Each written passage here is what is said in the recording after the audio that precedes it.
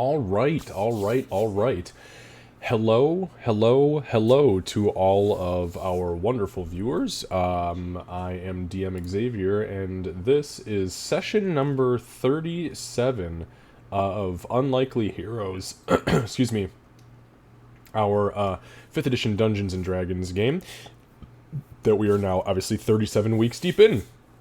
We're gonna go ahead and get this started right off the bat with a full recap, and then we're gonna take questions from the group if anybody has any questions, and then we're gonna just go ahead and dive right on into it.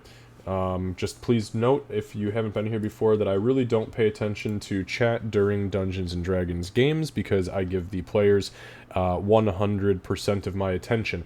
Now, what I will tell you is that I just finished, 2 hours ago, we just finished an 8-hour D&D session in person where I was DMing for another 5 players. That is, actually, today was our 2-year anniversary of that campaign. So this universe, we are officially somewheres about 7 or 8 years deep in, which is awesome. But if my voice seems a little crackly or a little raspy, I apologize. I feel like I'm still doing all right for the most part. So we're going to dive into it and do another 3 hours of D&D. All right. With that being said, let us dive in.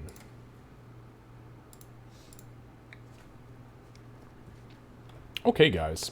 So, quick recap. The last time that we played, we had picked up right where we had left off the prior session, which is what we do every game. No, so we picked up where you guys were. You guys were in the sanctuary, the sanctum of the Beastkeeper, which was Vidor's personal tree sanctum. You took a long rest while Bofur went into the upstairs and did some magical forging and crafting and things of the sort. You awoke in the morning, decided you're going to go ahead back to the druid camp and just kind of feel things out and see how it goes. You guys did so. On the way, though, you did stop and you picked up a bunch of monkey pelts and some meat and things like that, and then got yourselves nice and situated back in the druid camp.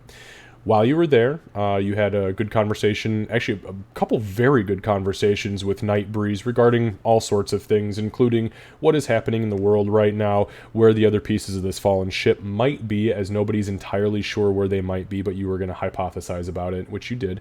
And then you went and talked to the entity in the water again, before sitting down with Bofur, who told you that although he loved you guys very much, there was just too much stuff going on right now with his family, and he had to take his leave, because if he didn't do it right now, and this truly was the end of the world, he didn't want to meet his maker, for the last time, for what might be the last time, without righting the wrong that is going on right now with his clan. With that being said, he told you that he was going to go visit his uncle, Drogan, down in Port Sindrian, who is a runesmith, and he was going to take a little bit of the smithing and the smithing mastery that he has learned so far, and he's going to pick up some enchanting to see if he can't figure out maybe, a different form of magic. With that being said, though, he told you about something called a soul forge, and he told you that he had some visions from Moradine, and it was well within his possession to craft what is called a piece of soul steel, which we discussed last game. We actually shared a picture of what the raw piece of soul steel was, just to show you again.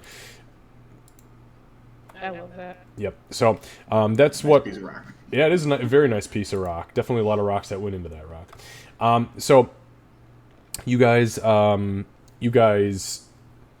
took the soul steel and went with Archdruid Nightbreeze, who was the one to show you where the soul forge of Ilona was. It happened to be, no, I'm sorry, I don't think it was Ilona. I think it was Corellian Lytherian. The elven one. They're both elven ones. Oh. Yeah, Then it's got more complicated. Corellian. Okay, thank you. To the Damn you elves and your multiple gods. Come on. So, anyways, you guys went to this soul forge. You got there, the flames ignited, and you talked it out for a while. Ree pretty much said, I absolutely want nothing to do with that. No, thank you. Gray said, I also don't want anything to do with that. Thank you. Perfect the way I am. That's right. Doc said, you know what? I might be the one to take this into consideration if I can rearrange my spirit however I want. And very rightfully so, there was some challenge from Aurora, as that is something that we should challenge, especially when you have an assassin saying, yeah, no, definitely give it to me. But ultimately, No one else was concerned about it. that's true. Hey, if I would have been proud to have you be the concerned party. So anyways, Half-orc slaver. yeah. Half-orc slaver. Oh, this guy. All right. So anyways, Doc took the the soul steel, stepped into the soul forge, and underwent a transformation where her very fiber of her reality, of her existence, was torn into a million pieces. And as her body was spiritually removed from her physical form, she was then given access to recreating it in her own image. And that she did. When she reformed, nothing seemed to be changed about her whatsoever. Everything stayed just the same, physically. So, with that being said, we have just finished the Soul Forge. Doc has stepped out of the flame, and Archdruid Nightbreeze is here with the four of you. Bofur, at this point, has taken his leave. Again, he said he was heading to Port Sindrian. So, we'll go ahead and start real quick with a XP recap. XP recap from session 36, which was last week. The quest end. By quest end, I mean the chunk of quests that have been this Druid's Grove have officially come to a conclusion. And for that, I have awarded everybody 500 experience points. The roleplay, again, you guys had magnificent roleplay on a few different accounts last time, and that was another 250 experience. And Bofur's goodbye, because there was actually a pretty good amount of roleplay involved in saying goodbye to a character who was, once a player, and then essentially a DMPC, and then removed respectfully. So, 200 XP for that. So that is going to bring Gray's XP to 15,352. Aurora to 15,090. And Doc and Ree to 17,190. Everybody is level 6. And we are picking up today's game on day 15th. Day 15th. Settle down, Kevin. Day 15. It is the 15th of Mugem at 12 p.m. On the dot, whether that be an omen or not, as Doc steps out of the Soul Forge, noon strikes, and a bird screams in the distance. Ah! Any questions for me? That doesn't actually happen. Any questions for me? Stop making weird noises.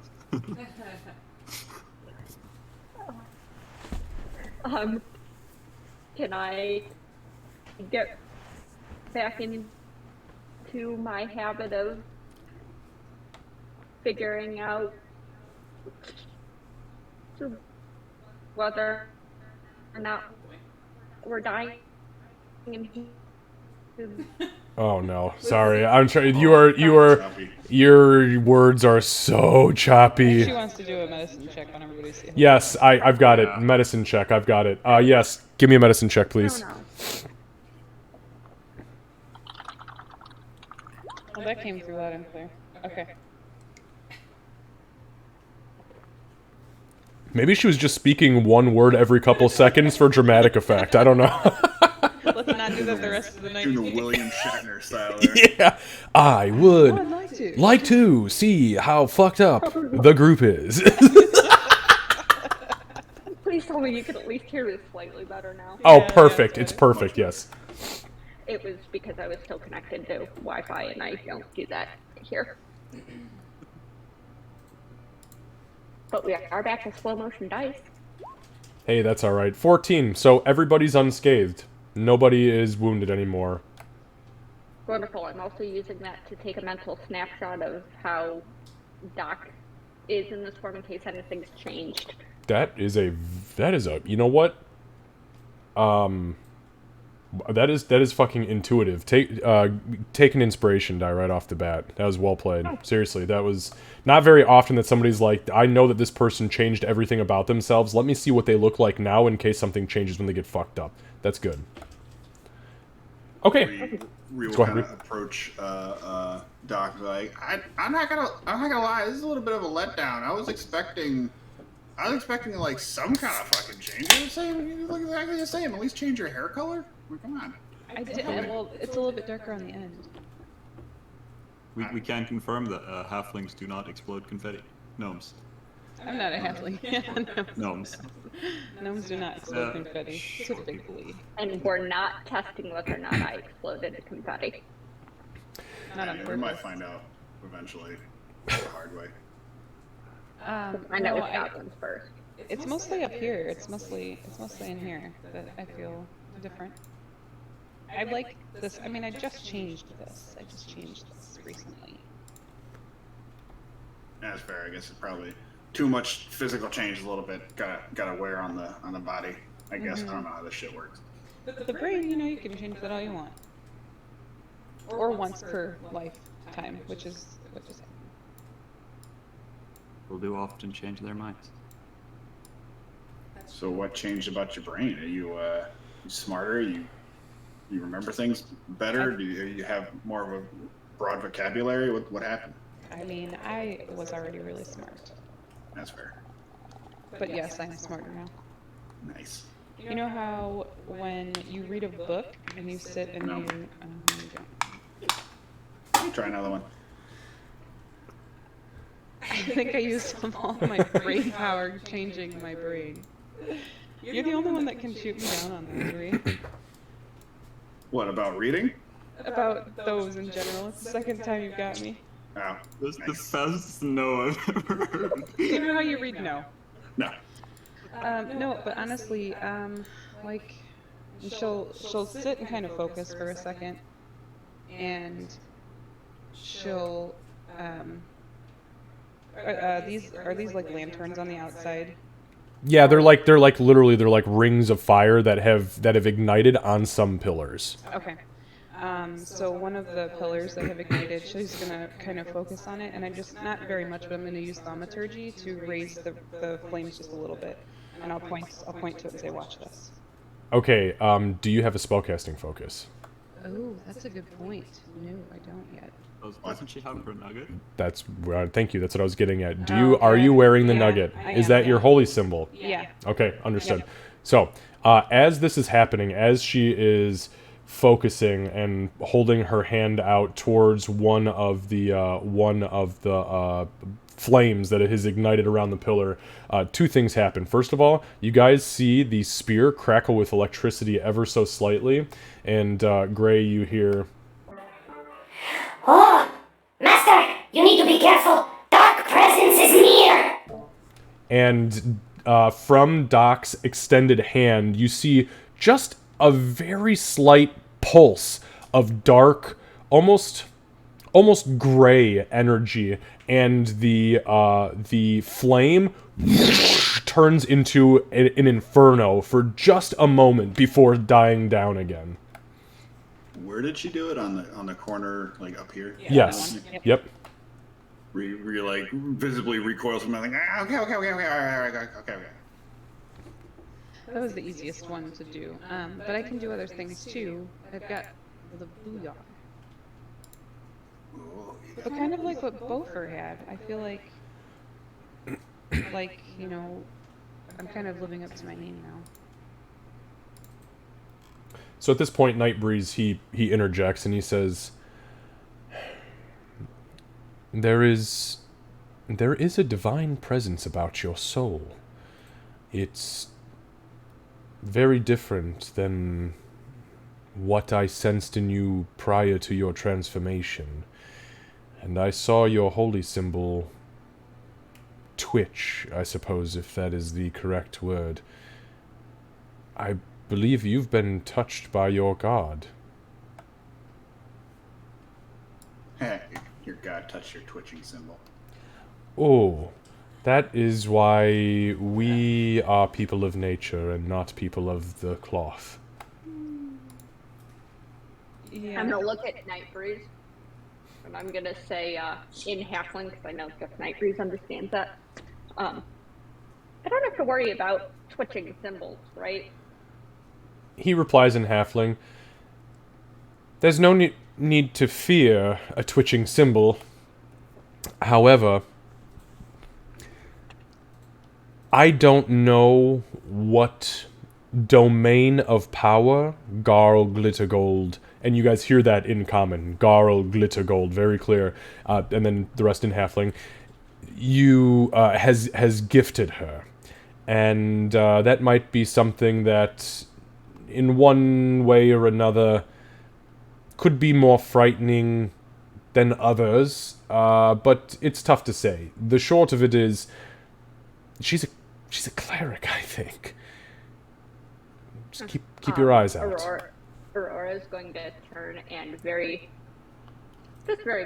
she's not hiding it, just take measure of Doc again in that appraising, calculating way that she does.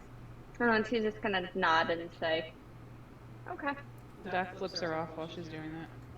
And I just imagine like the whole like conversation happening in Halfling just kind of sounds like Garl glitter gold. It absolutely is. It is so fucking cute. It'd be like two puppies with squeaky toys. Yeah. And then an awkward Garl Glittergold. Oh, I knew that word. I tried so hard to be about to say only for yippy chihuahua boys.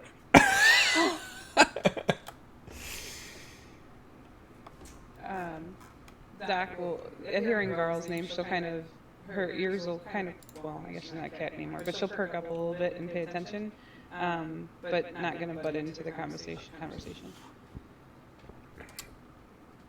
And Aurora does flip you off as well. So he stops conversing, and he kind of just looks out over the lot of you. And he says, "I know it's about midway through today. If you're interested in staying in the confines of the grove, that's fine for me, fine by me, if you'd like to for tonight. And then he stops and looks up, and you see a crow fly up and out of the tree boughs, and he puts his arm out, and it lands, and it caws at him a few times, and he awkwardly caws back in a very, similar intonation and pitch, everything. He sends the crow off, and he kind of looks down at you, and he says, "Interesting. A couple of my druid recovery teams have visited the crash site within our realm, and they claim they've brought a body back. Would you be interested in seeing it before you depart?" Yes. Oh yeah, absolutely. I didn't think there was anything left. I thought they were all smooshed. Neither did The other we. half of the one we found. Now, I cannot guarantee this body is going to be complete, as it was in a wreck, but if you are interested, I'll give you unadulterated access to it. Yeah, Please. we need to learn as much as we can about these things, or we're gonna fucking beat more of them up. Well, not these guys, but yeah, Question really quick, Kevin. Yeah. Xavier. So for spells, do I need to wait till we have a long rest for me to prepare things? I am going to say, because this was like midway through the day, it would be kind of cheesy if I was like, you don't get any of your shit until you finish a long rest. So yeah, we'll say that you come out with a refreshed memory, Okay. meaning that you do have access to your spell slots, so long as you have components available for them. Right. Okay. Now, just so you know, because I know it's not often you actually play spellcasters No, it's that require components, but if your spell focus or your nugget will count for any material component that does not have a value. If it has a value, even 1 copper worth, you have to go purchase it. Okay. Okay, I will make a list of that. I'm still paying attention, but that's Okay. So, and remember, because of cleric levels, you can swap your spells out any day during any long rest. So Nightbreeze says, "Very well then. Should we leave the sanctity of the forge and return to the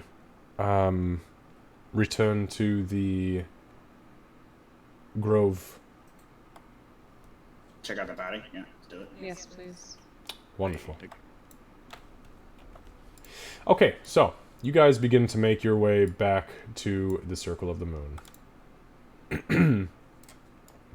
And you arrive, and you are brought back to Nightbreeze's. You are brought back to his tent.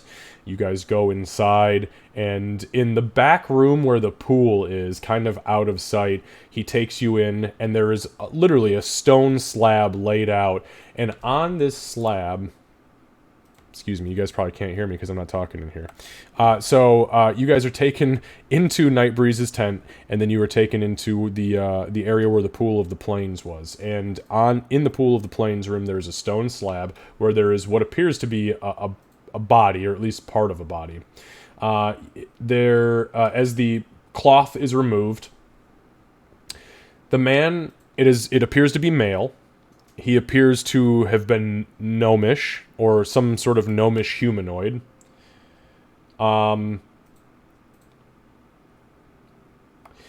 There is a single leg, parts of the torso, though not much of it, and a mostly intact head, neck, and right shoulder. Everything else is missing. So the head, neck, and shoulder are intact, and then bits of the torso, what they could recover, are laid below it, and then finally at the bottom there's one leg that's there. And he kind of points down to the guy, and he says, "Well, here you are, I suppose. Just so you guys know, he has light brown hair, or had light brown hair, that was kind of cut into like a friar's cut, kind of like a friar's bowl cut, with like the little bit missing on the back. It was pretty mangled, but he had, a very mangled but well-kept goatee. You guess that based on what bits are here, he was probably about 3'4", 3'5", 3'6", somewhere right around there.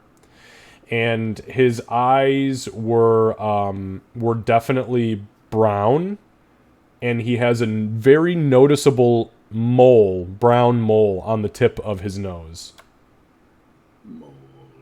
Mole, mole, mole.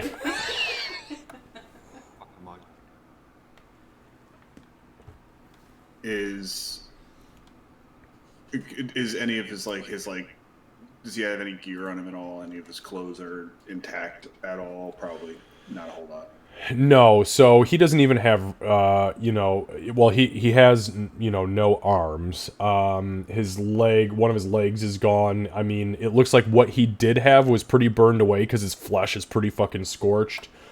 The only thing that stands out...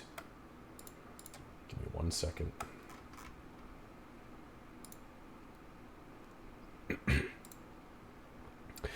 The only thing that stands out is that as you begin to kind of inspect him, you kind of like lift the torso up, and you hear a metallic clang, like the sound of like a ring or something metallic hitting stone. And as you turn him over, you see that part of what was a medallion or a necklace of some sort is underneath him, and it looks like this. Very familiar to one you have already found. This is the one we found on the other guy, right? Yes, and Bofur had told you guys this is a holy symbol of Foltis.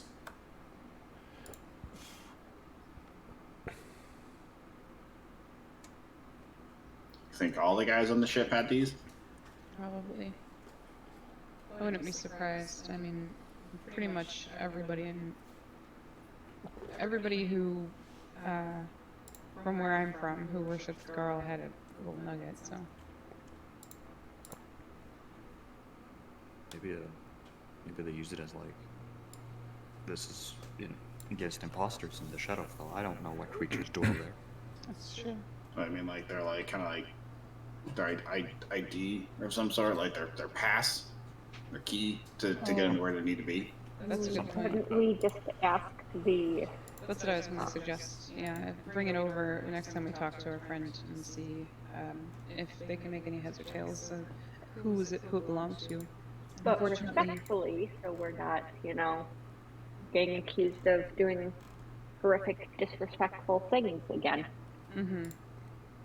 and I can't do what Bofur was able to do yet as far as speaking with those who've died. Not yet, anyway. So unless anybody has a scroll that we can use, unfortunately I don't think we'll be able to do that. I'm afraid our dwarf used my only scroll. Night Breeze kind of looks out at the lot of you, and he says, we don't typically keep that type of magic here, but as I said the last time we spoke regarding this, I can sell you the only scroll that I have in my possession. Last time you were going to purchase it, but Mr. Gray here happened to have one on him. So if you are interested, I'm still more than willing to sell it to you, especially if it's going to benefit the lot of us. I'm okay with that. Is everybody else okay with that? Yeah, how much you want for it? Well, I'll sell it to you at a very good discount because this will, hopefully, any information will benefit us. Just bear with me.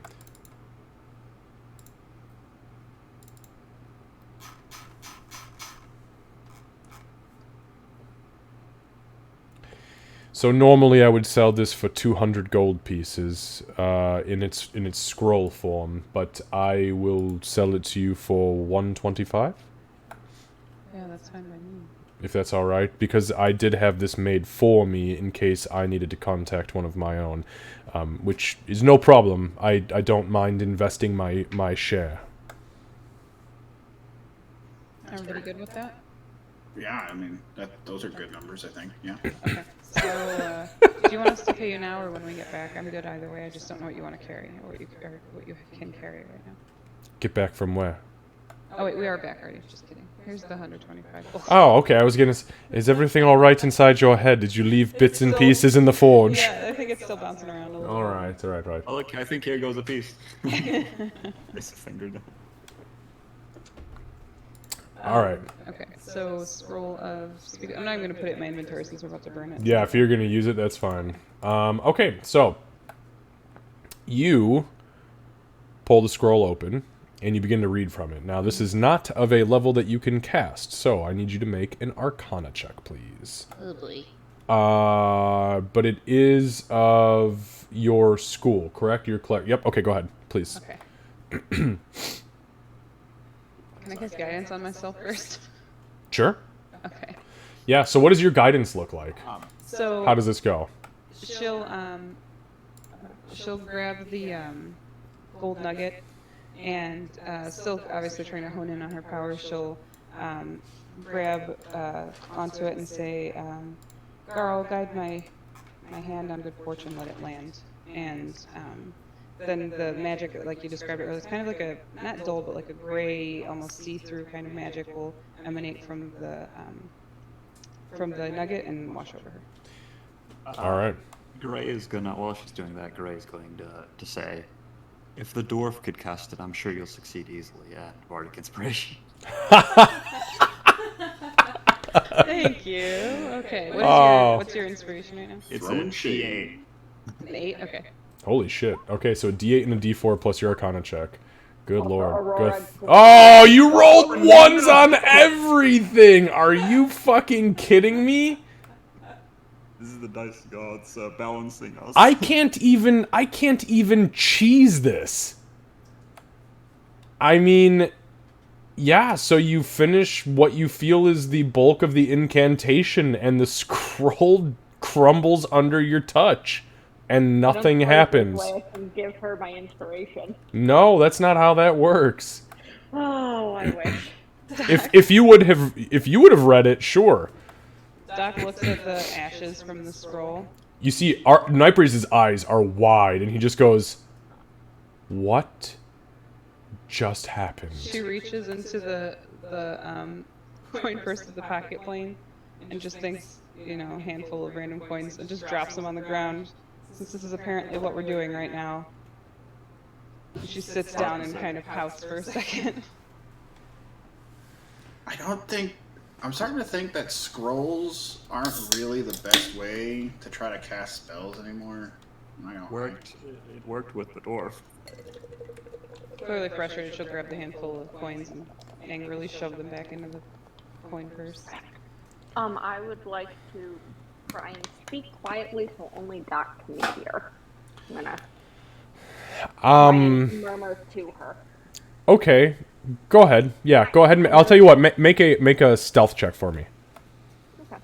I'm absolutely certain that Gray's gonna end up hearing anyway, but you Hopefully know. those are my 2 ones for tonight. What the fuck, man? Well, I mean, no, we're all. Oh, Lord. I think we used all of our good rolls earlier. too. wow. Okay, you're like Will Ferrell with that voice modular disorder that he had back in SNL in the 90s. I'm sorry, I can't. Kid try. All right, so what do you say? She was trying to be encouraging. She was going to. She was just gonna say, "Hey, sometimes the bowstring snaps. It's okay. It doesn't Yeah, mean that you're better." sometimes fucked up shit happens. Sometimes you shoot your ally in the neck, it's perfectly fine. No, I was talking about mistakes. Exactly. You see Nightbreeze's eyes go wide. Oh, here we go again. I'm going to give you a few moments to recoil from this tragedy. I'm going to go have a conversation with a couple of my acolytes. There may be a way to rectify this, but it's a little risky. Excuse me. And he turns and he leaves. Man, we're doing great with this guy. Well, you know, sometimes you drop the scalpel. Sometimes you accidentally stab yourself instead of the patient. It happens. Really? Yeah. How? Does that happen? Well, if they're flailing and you're trying to get them to relax. She keeps a very straight face. It's not encouraging for you as our medical professional. I'm glad I'm unconscious most of the time you try to heal me. I didn't say it was me. I said sometimes it happens. I was actually a very good surgeon. Okay, I'm gonna ask you only one time. Have you ever stabbed yourself while performing a surgery? With what? What do you mean? With what? Like a club? What else do you do it with? This is not. Are you talking about with a needle? Are you talking about with I don't a... think there's any good answers that aren't no. No. She raises an eyebrow. I buy it. She doesn't budge. No. I have seen many people make mistakes. Here's what I'm going to say. One thing I have going for me is this is new. And also, I don't have a revenant chasing me. known self. I don't have a revenant chasing me. So that's going to allow me to really focus. Bofur had the very big disadvantage of being distracted while we were adventuring with him initially. And so I'm really hoping that this is just my brain trying to catch up with my skills, my new skill set, and Garl kind of trying to figure out where to send the magic, because he's never had to do that before. That makes a lot of sense. Pop quiz. If you see a fire salamander, what do you do? Can I answer with what I don't do? Go for it. I don't hug it. Wonderful. Good answer.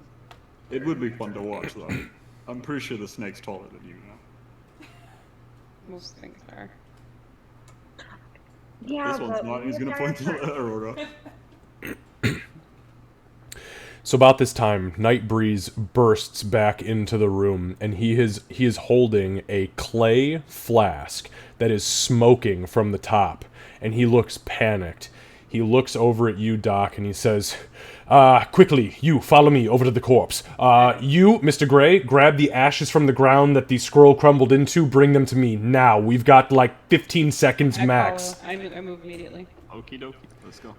Alright, so you begin to scoop these ashes up.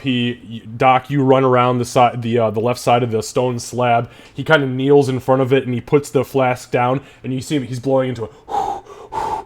Come on, come on, come on. Okay, quickly, put the ashes in the top of this flask. Quick, quick, Mr. Gray, hurry. Why are you so weak? Move faster!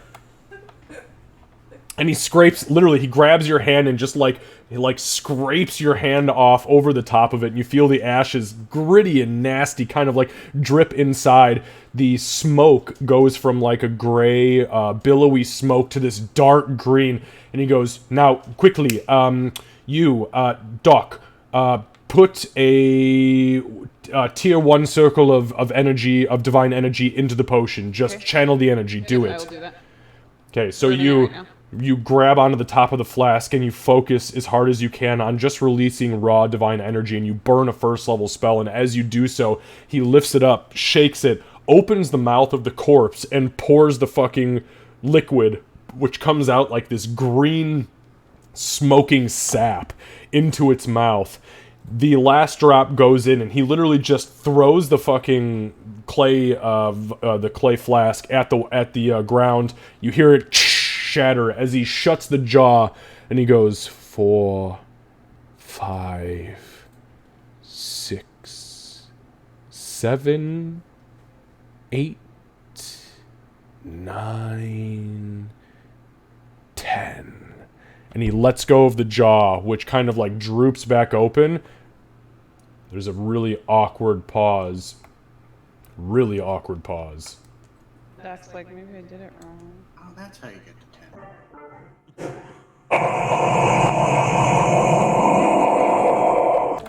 The corpse lurches forward ever so slightly from the chest, coming up as it exhales loudly. The eyes flash open on it ever so slightly, and you see this green, this milky green hue kind of take the eyes over.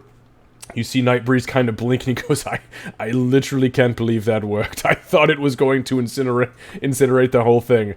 Thank you. Oh no, you should thank Henry. This is one of Henry's old formulas, with confiscated... Well, we'll talk about it later. You have a few minutes, 10 minutes or so, before this corpse runs out, and it was your divine energy that charged it. Okay. So with this, just so you know, you have 5 questions. Okay. Looking at everybody else, we want to ask who this person is. I'm going to purposely not speak with a question mark at the end of my sentence so as not to accidentally ask a question during the spell duration. Wait, was that a question? Were you asking me something? Everyone agrees that we are to ask this person who they are. Yes. Yes. Okay, so I'll turn to the corpse and say, who are you?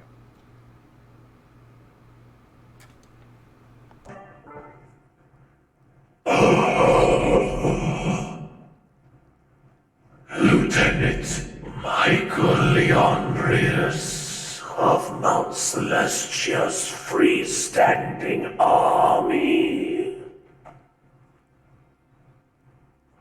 You see Gray, as he says that, Gray's gonna like scrawl out a name on a piece of paper.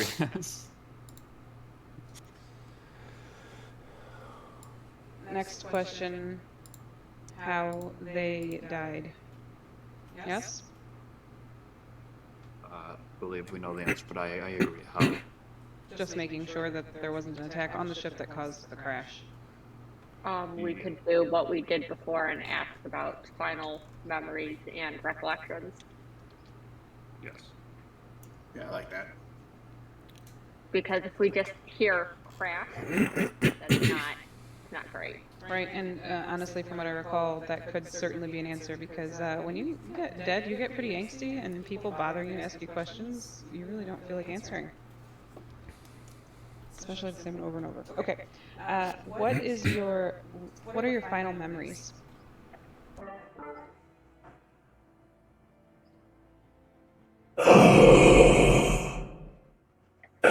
Everything went dark when Nothraxian bore down upon the ship.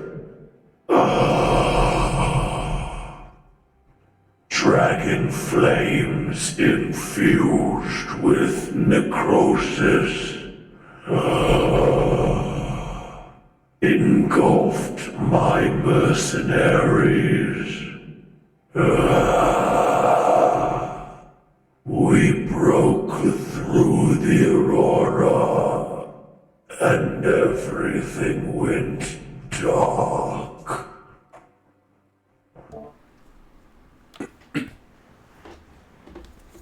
So the ship got burned and crashed through the aurora, and here they are, bits and pieces. Yeah. What I know about that already. what about a description of Nalthrax? We know he's a dragon, but we don't know how he looks or how the Shadowfell has changed and tainted. Okay, let me think of the best way to word it. What do you know about?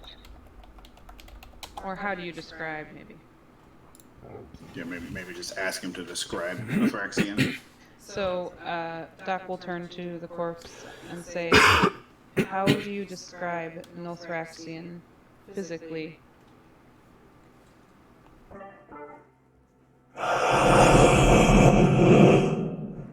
Massive in size, with wings of night, purple glowing eyes, massive talons that bear down on you, and a breath of darkness and purple flame. That sounds downright fucking terrifying. That is awful. Another question that I wanted to ask was, how many and what was being carried on the ship? You could ask the details of the mission and crew of the.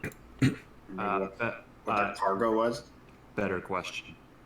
The abilities of the Sorrow Swarm they were carrying.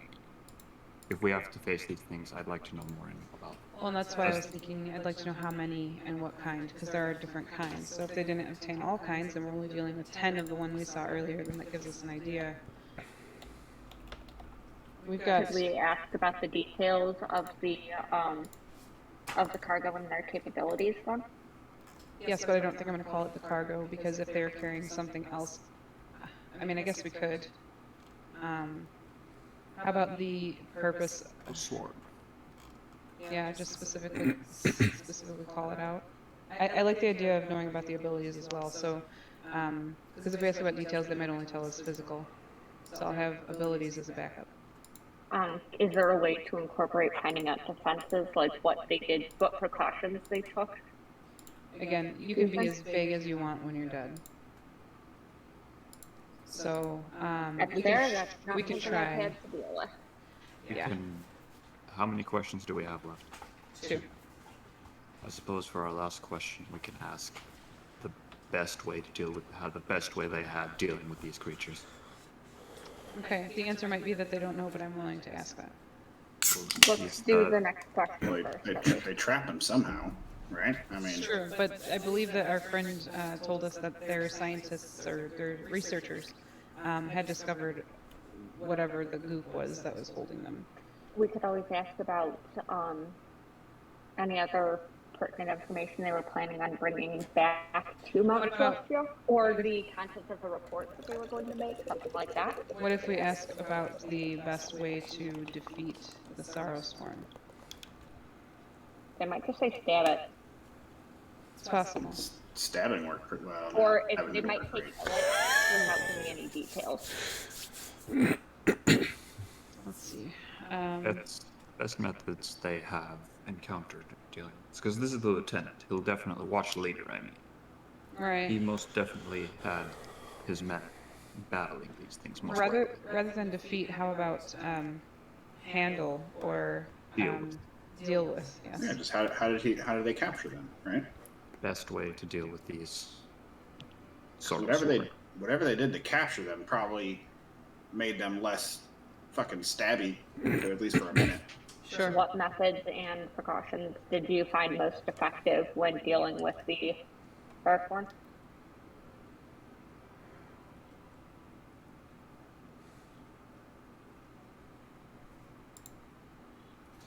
Okay, I'll turn to the corpse and say, what methods and precautions did you find most effective when dealing with the Sorrowsworn?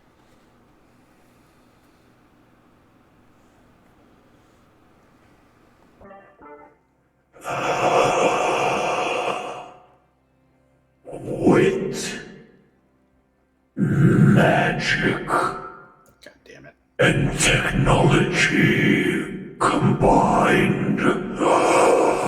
Sora success against the Sorrowsworn.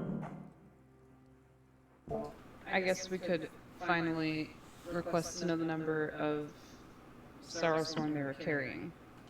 Yes. But I had trouble making out some of that through the admittedly very cool sound effects, but I had trouble hearing Wit, it. magic, and technology combined. Okay, awesome, thank you. Not super helpful. Corpse. Oh, for some of us. So finally, I will turn to the body of the lieutenant and I will say,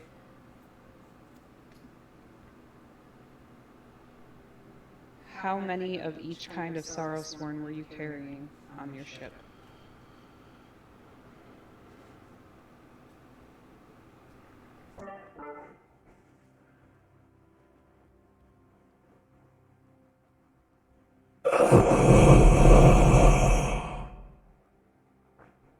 Two angry,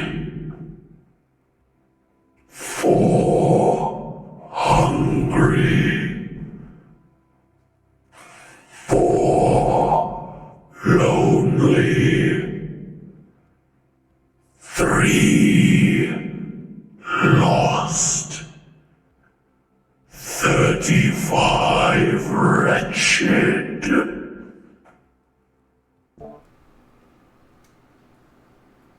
So when he says the lonely, Doc bristles. You know, her whole body tenses up, and then the 35 wretched, her jaw just hits the floor. Yeah, I think it was kind of a similar reaction to Gray. With Gray, it's like, or lonely. There's 3 more, and then like the 35, he's just like, what? Where he's not even gonna try to be quiet or subtle about it. He's like, God damn it, there's 35 of the little fucking bastards. Fuck, I hate him so. And I picture Aurora kind of scans the area around them as if, you know, there's about to be a small army that comes. So, as you ask the 5th question, the corpse kind of shudders a few times, and its eyes remain glowing, and you feel the magic continue to pulse in it. I think we have more questions, but I don't know how many, so let's carefully... I rolled a nat 100 on this fucking random brew potion, so you all are gonna get a little something.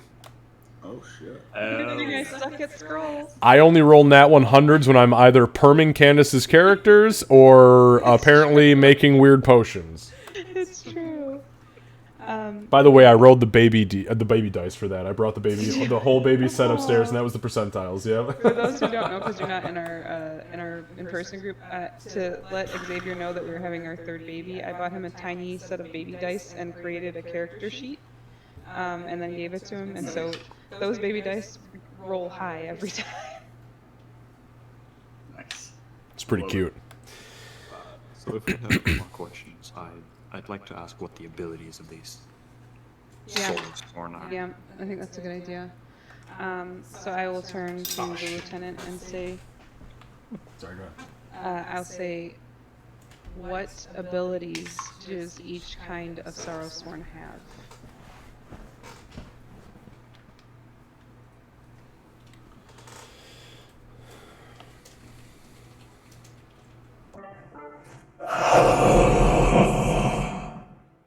The angry hungry is furious. The hungry is starving. The lonely is terrified. The lost is secluded. And the wretched is absolutely fucking pitiful. Okay, so knowing what we know about the lonely, I think was what we fought, right? Not the lost, we fought the lonely. It's definitely lonely if it was. Yeah, didn't It squeezed me to crying? death. Didn't Right. it keep crying like it didn't want you to leave it? Yeah, Right. and then it tried to make sure I didn't.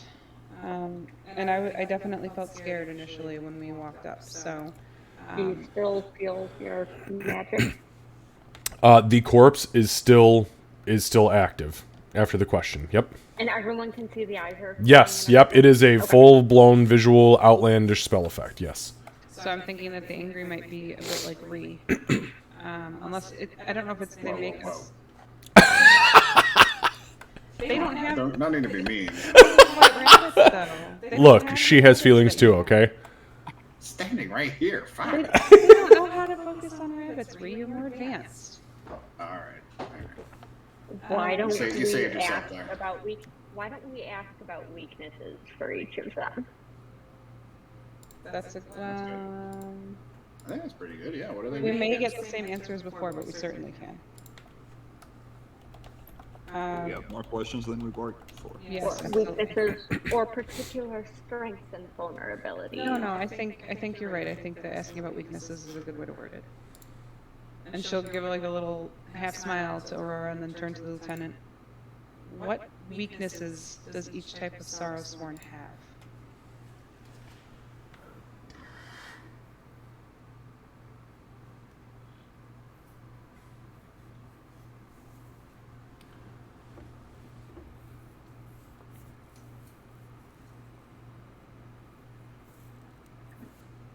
We got him. I don't know. Fuck off. Listen here, you little shits. Tired of your bullshit questions.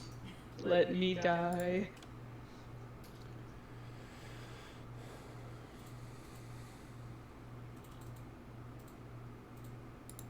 We just carry him around, and whenever we get a question, hey.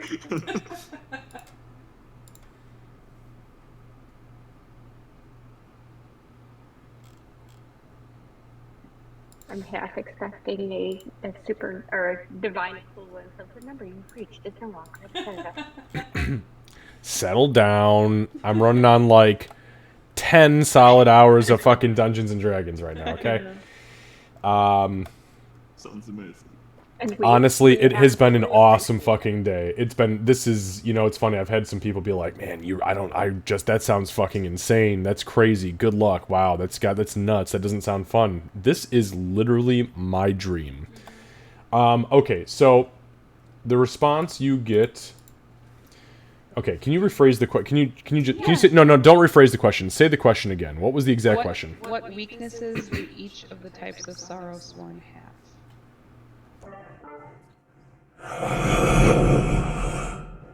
Their weakness as a whole is friendship of those who seek to destroy them. Because without it, you are alone, hungry, lost, angry, and wretched. And that is the most celestial plane of existence thing I have ever said in my fucking life. So there you go. Yeah, when he says that, Gray's just going to go. What the fuck does that mean? Do we gotta like hold hands and hug around them? And that like. Aurora's expression is exactly the same, like perfectly timed in unison with Gray's. Doc just looks happy. 100% be safe. Doc is clearly surrounded by her friends and is not disturbed, and she's like, "We got this." He'll probably whisper to himself, "We're all gonna fucking die." Okay. I'm picturing it's the split screen on the TV with the zoom in, and we're both saying the exact same thing. Right. And literally, Bofur, about 7 miles into his walk to Port Sindrian, just starts humming, "It's the end of the world as we know it." If you're doing that, it's gotta be to the goblin, Yeah, tune. absolutely. Oh, the fucking Goblin Rock song. Yeah, he's fucking thrashing as he's walking. Oh, So, man. Okay, another sorry. thought- No, it's okay. I just don't want to forget what I was thinking. Another thought. Maybe ask if all of those were on the ship when it crashed. Because if they were jumping off before it crashed, they may be in different areas. But if they're all at the crash site, then we kind of have an idea of where to go. Well, I mean, like, the ship's in pieces, so... Right, but my thought is, so, from what I'm understanding, they were attacked by the super dark, scary dragon. Oh, wait, are you asking if, like, they broke free before they crashed? Yes. Oh. That was my thought, because if they're not all at the crash site, we may have a bigger widespread problem than we thought.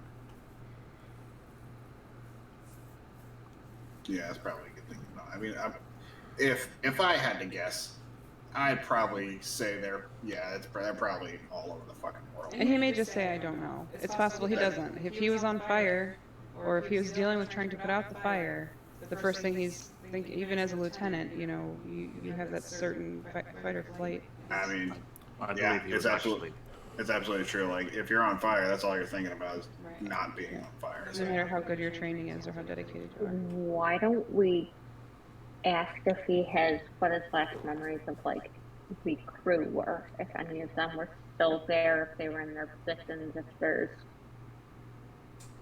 Lucy has insight. Go ahead. I believe he said in the first question when asked, he said him and his men were fighting Mildraxus when his fiery breath of Croesus came down. That's what made me wonder how quick. I mean, I know that they were in their little cages and stuff, but if those were released or dropped, I don't know. I mean, If they did drop, by the time we reached them, because they traveled so far from each other, they'd probably be spread out either way. There is always the compassionate question we could ask. How's he have a feeling? message What? for someone- If he has a message for somebody at home, yeah, that's a good idea. And I used to have to she do that. looks a little like she's not entirely sure where that soft spot came from, but she nods when Doc chimes in. Real quick side note, Lucy, that was the most fallen Asmar shit I have ever heard in my life. Go ahead and take your inspiration point for the game. That's fucking hilarious. Doc will turn to the lieutenant and say, "Is there a message we can deliver to anybody for you?" Okay, crew.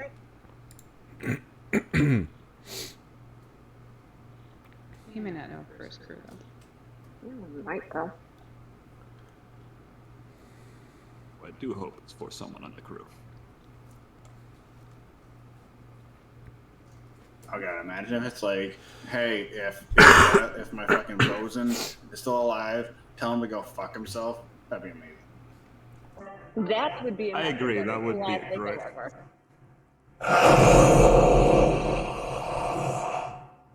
Please tell Captain Galahad that the mercenaries fought bravely until the bitter end, and that we definitely sunk 9 javelins into that son of a bitch before we went down. And this time, with the final question, you see the body fall still, shudder once, the head turns to the left, and falls silent as the spell or the alchemical substance fades. Alright, well, that's badass, but yeah, we can't tell it's Captain that, because he's fucking in pieces. I believe that was the first body we found, actually. It was. Doc will give the remaining knee a little pat, and then stand up to her full like 3'4", 3'7", whatever, and then grab the gold nugget and just look at this guy and go, "Thank you, Carl." And then You feel. Make a religion check, Candy. Yep, sorry. okay. Doc, nerdy knots. I. Damn it, He's the you only being person my that's wife allowed and all to this stuff. 8. 8? Never mind, you don't feel shit. I don't feel damn thing. You just grab a cold ass She's gold still nugget. perfectly happy. Yeah, no, that's fine. So, We had Orbs of light. We had good luck today. Nightbreeze kind of like looks down as this whole scenario comes to a conclusion, and he says, I'm not going to lie. I truly thought that corpse was going to implode, explode, something plode, and it did quite the opposite. You all really came together, and I just want to thank you, and I mean that truly, for allowing me to step outside of the normal bounds of neutrality that I exist in. You ignited a fire in me that saw it fit to want to take a risk, which I did. Successfully. Quite fun, isn't it? Let's not get ahead of ourselves, Mr. Gray. Maybe once a century or so I will do this, but you seemed like the group. Definitely try the shrooms. Or the spores. You see his face. His face goes completely blank. All emotion fades. See, and that was a gamble right there, Gray, that he wasn't going to tear you in half. And every single day, we have a 50-50 chance. And we just so happened to get lucky today. So thank you. She's trying very clearly, like not even hiding it, trying to change the subject. Thank you for bringing that in and allowing that to happen, because this is some very valuable information. Agreed. Now, I wanted to give you a little bit more of information. If you decide to stay here for the remainder of the day or move on, that is your prerogative. Maybe some of you a little sooner than others. And he glances towards you, Gray, as he looks back at the rest of the group. Wink. Make a performance check, you son of a bitch. You do have an inspiration. There's a lot of performance in a fucking wink. I'm just saying. Guidance? No, I'm just kidding. No, you ain't guidance or fucking no. So, hold on. How does an inspiration work? Can I roll see the number, but as long as you don't tell me? Nope. If you decide to use your inspiration point, you gain advantage, but you must declare it before you make your roll. Okay, then I'm gonna use it, because... Fuck yes.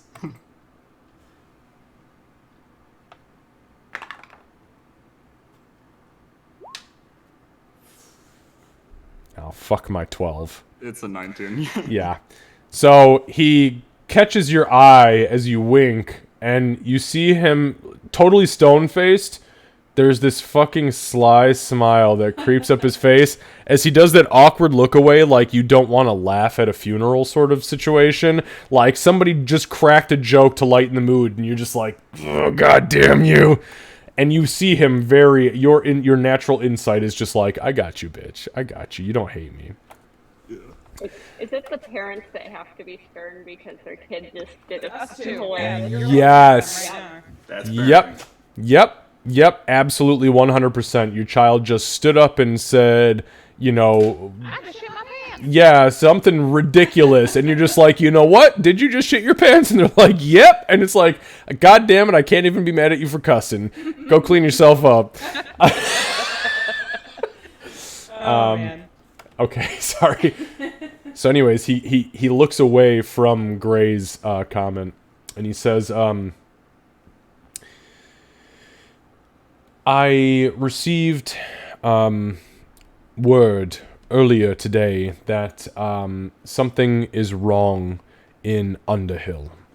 I don't know if it interests you. Underhill is a much more put together, much more civilized society than what we have here, as far as cities, towns, things of that nature are concerned. we received a notification that the mines in Underhill are being shut down, and that they were requesting druids to come north to perform reincarnations because they've had multiple deaths inside the mines. And they are also requesting aids from outside militias, to which they've had no takers, including Lumbercamp Inferno. So I don't know anything else besides that. Actually, to us specifically, it was a call for reincarnations. They have the money to do it. We are sending druids north for said reincarnations. But I figured I would pass that information along to you if you are aimless as you leave the confines of our grove. I think we should check it out. I'm not gonna lie, it's a little bit selfish, but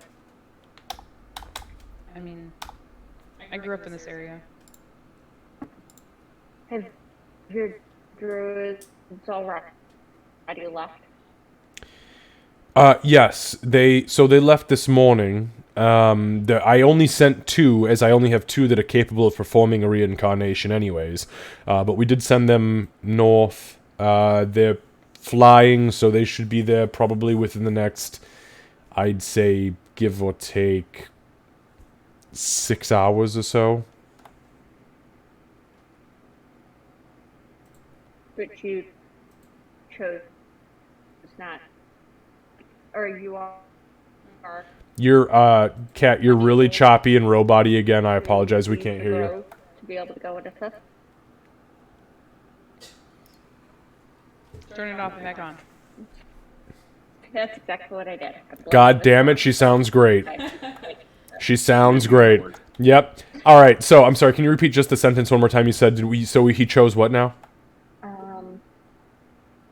So I basically.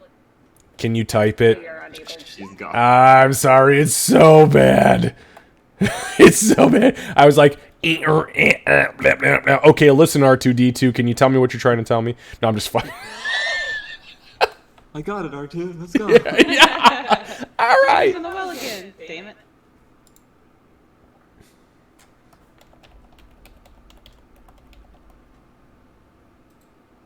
Did we know anything more about? I remember you said there was something like just they saw like a streak happening over the mountains of the Grell Mountains. Was that? Yeah. Sorry, the Grellian Mountains.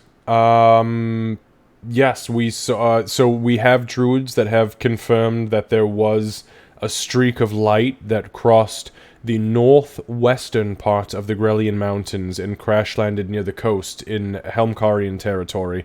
But again, we have no groves that far north, so we have no confirmed crash site or anything of the sort. Okay, so even if we were to investigate what's going on there, we'd still have to go past whatever is going on north of here anyway. Yes, far north, probably a couple of days travel, unless you can fly over the mountains, in which case maybe a day or so. Cannot. Okay, sorry, Kat said, I basically asked if he was unable to leave the grove to assist at this time. So yes, to that, he says, I unfortunately need to, continue to stay here to maintain order and clear, or at least assist in the clearing of the, 4 square acres of land that was burnt to a crisp from a crashing vessel from dock space. So yes, I apologize, my dear. I cannot leave at the time being. It takes a lot of energy to regrow a treant. I can only imagine.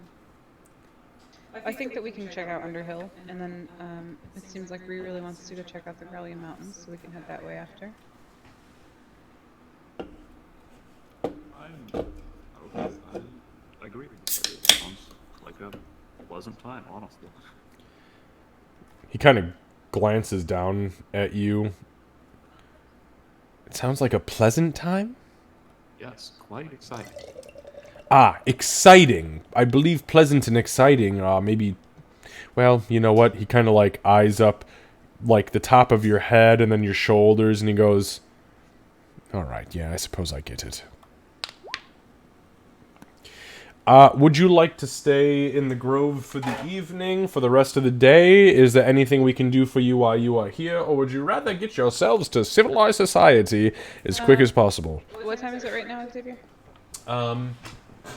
Isn't it like middle afternoon? Yeah, it's about 1:30 in the afternoon. Actually, you know what? Hang on. 2:30. I was thinking the time it took you to go from the Soul Forge to where you are. Yeah. So if it's like 6-ish, well, they left how long ago? How long of a travel is it without flying? Do you have a map? I do, and I'll take out my map. I just you don't have it memorized at this point. Oh, I have the map memorized. I just want to make sure So do you I. guys have it I set. was saying that in character. Oh, okay, I gotcha. I definitely do not have it memorized. There's a lot to it. My universe is no bullshit. Yeah, it's awesome. That's what I like to hear. Okay.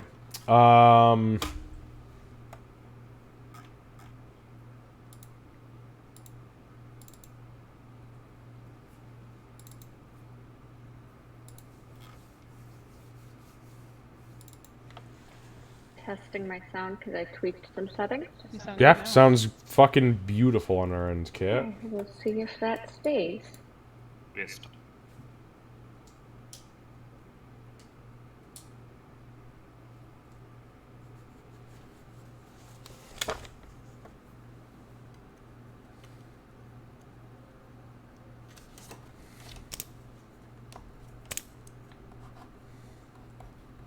Sorry, Sarah says beep boop Aurora race changed to robot.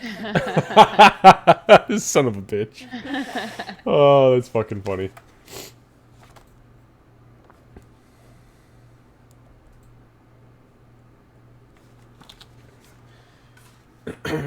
Alright, so we're sitting at 2 p.m. right now. As you look at the map, give me a survival check, please. Alright, Candace, are you proficient in Navigator's Tools? Nope. Okay. Give me The a... only one I'm not. Let me ask you guys this. Is anybody here proficient in Navigator's Tools? Because I can give you a much more definite information about this. I don't think I'm actually proficient in the tools, but I do want to throw my insight into this since I also have a map and, you know, wander and stuff like that. I am not. You got me really excited. Yeah, you and your fucking war drum and your Alright, William, your combat fife. I am not. But I mean, Candace? Gray did travel No? a lot, so I don't know if I can help anyone. Candace, no. No, I'm not. Okay, give me a survival check, please. Just straight roll. Moi? Yes, you. Is anybody else proficient in survival? Okay, go ahead and roll it with advantage. Yeah, I'm also, yeah.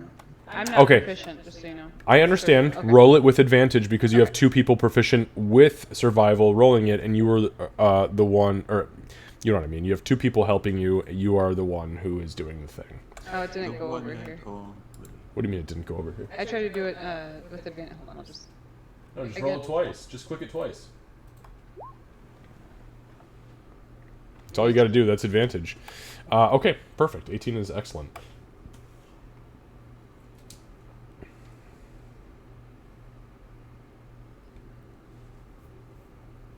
Okay, so the easiest way for you to get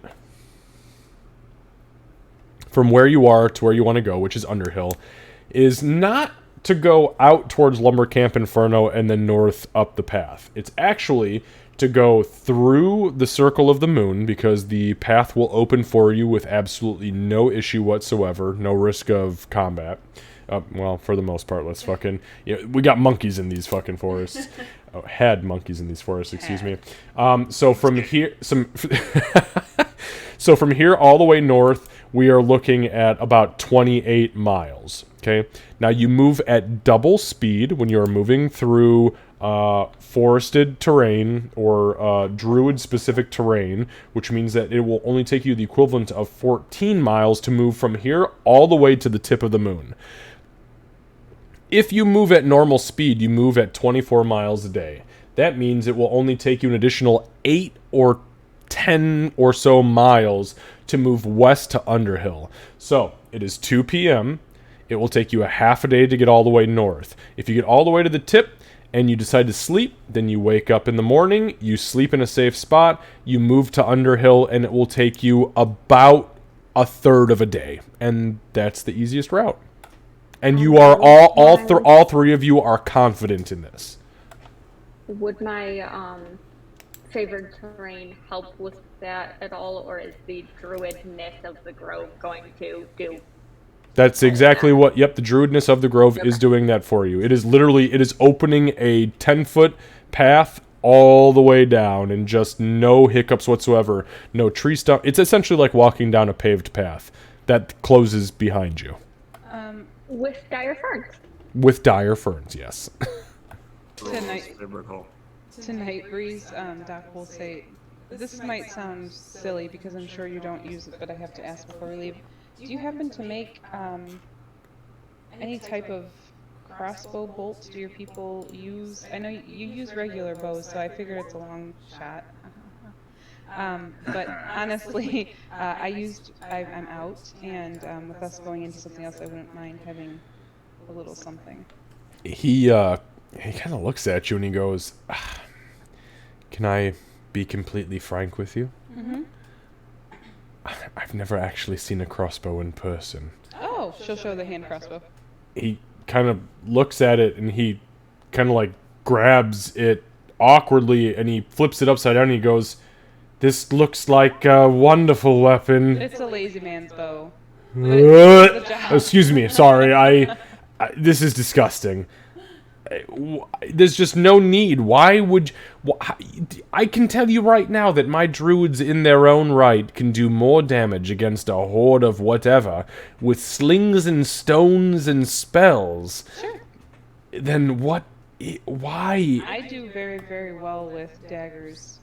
But when I can't... Daggers I can get you. I know what a dagger is. We carve our meat here. We do have meat eaters here, believe it or not. Would you like daggers? She checks her her boots. She'll check her boots. She'll check her wrists. I am down. Why are you patting your... Oh my gosh. How many daggers do you carry? You know what? There is some information I don't need. And we'll leave it at that. Actually, I could use one or two. I wouldn't mind. Oh, truly? You see him, he looks excited. And he reaches up his sleeve, and as he comes down, he pulls out 2 obsidian stone daggers. Oh, man. He goes, I don't throw daggers often, but you know what they say. But when I do. A dagger in need is a dagger friend indeed. I just made that up, admittedly. I always learned a dagger a day keeps the bad guy away. That's why I have so many. I just prefer throwing rocks at people. How much do you want for these? These are lovely. Just take them. These are a gift. You have done much. You have taken many risks while you have been here, and I promise you these cost nothing for me to make. Except for time. Get the fuck away from my home. Yes, please. I encourage you to walk the full breadth of your walking capability and get the fuck out of my grove. Okay, I've added 2 obsidian daggers to my inventory. Alright, they do nothing extra. They're just daggers. They're just cool as shit. Thank you very much. Druid daggers is what they are. Yeah. Okay, so Doc looks happy. I think we're gonna head out now, everybody, yes? And we will camp if we need to, but the sooner we get going, the better. Perfect. I am more than confident in our ability to find what we need within the forest, but how are we in terms of rations, water, things like that? I know. Oh god, here we go. Still work. Beep boop, bop bop, beep doot doot. Rebuilding. Amish cat. She heard us too because I saw her face change. She was like, "God damn it!" How are we on? Okay. How are we, how are we on rations? That's a good question. How are you guys on rations? I have enough for a single meal. I handed all of them over to Ree. Yeah, and Ree is an outlander, so she can. Right? She can find food and water. Yep. As long as you're in natural terrain where there is somewhere to harvest food and water, she can feed everybody for the entire day. Yeah. Actually, And Ree, she does have what is this? Six rations on her, so. And a gigantic fucking gorilla pelt still. yeah, and I might need you to hold my purse. Yeah, load me up. I can do it. I'm strong as fuck, boy. Yes, you are. So Doc's gonna hand over a hooded lantern. Do we even need this? Do we need this? We can all see. Probably not. What the fuck is Okay. this even for? Well, I don't know. When I was leaving, like the Timbers were just kind of like, here, take this and this, because they're really worried about me, and they just gave me a bunch of stuff that really made sense for them and didn't really for me. So, would you? I'll look over at Night Breeze. Would you be able? You or your people be able to use like this lantern? We have some things that we don't necessarily need to have with us, and if your people could actually have use from it instead of it sitting in a bag, I'd love to be able to leave it with you. Maybe you can talk with my traders? Sure. Yeah. You may be able to scrounge some coin from them. Okay. I have no interest. I can see in the dark just fine. Thank you, though. Thank you. And Doc will kind of exchange like a meaningful look with him before she turns to head out of the tent. She just kind of catches eye and thank you for everything. And then she'll go. As you begin to walk out, he says, "Likewise." What do we want to do with this pelt? We want to try to trade it, or we want to make something out of it? Absolutely not. No? Yeah, didn't. I felt like one of you wanted to make something out of this. Oh, you wanted to make yourself a new suit, right? I did not dump nearly a quiver full of arrows into that. She devolves into an obviously orcish word. Fucking adorable right now. He's such a dick For you to trade that pelt. Alright, imagine we get a shit ton of money for it. He'll look over to. Oh yeah, did you ever turn the hammer into like the tooth into a hammer? Oh yeah, that's all. I wanted to do that eventually too, but And Yeah, I I would don't know like if we to don't have carve time for that right this now. one as well. So, if Doc, I don't know if everybody followed, but Doc is going to head toward where she knows the traders to be in the grove. And I want to try to see if I can honestly offload some of this beat. You were. Aurora's following at a 15 movement speed. I mean, I You're guess not following, you're right fucking next to me, bitch. Wonderful.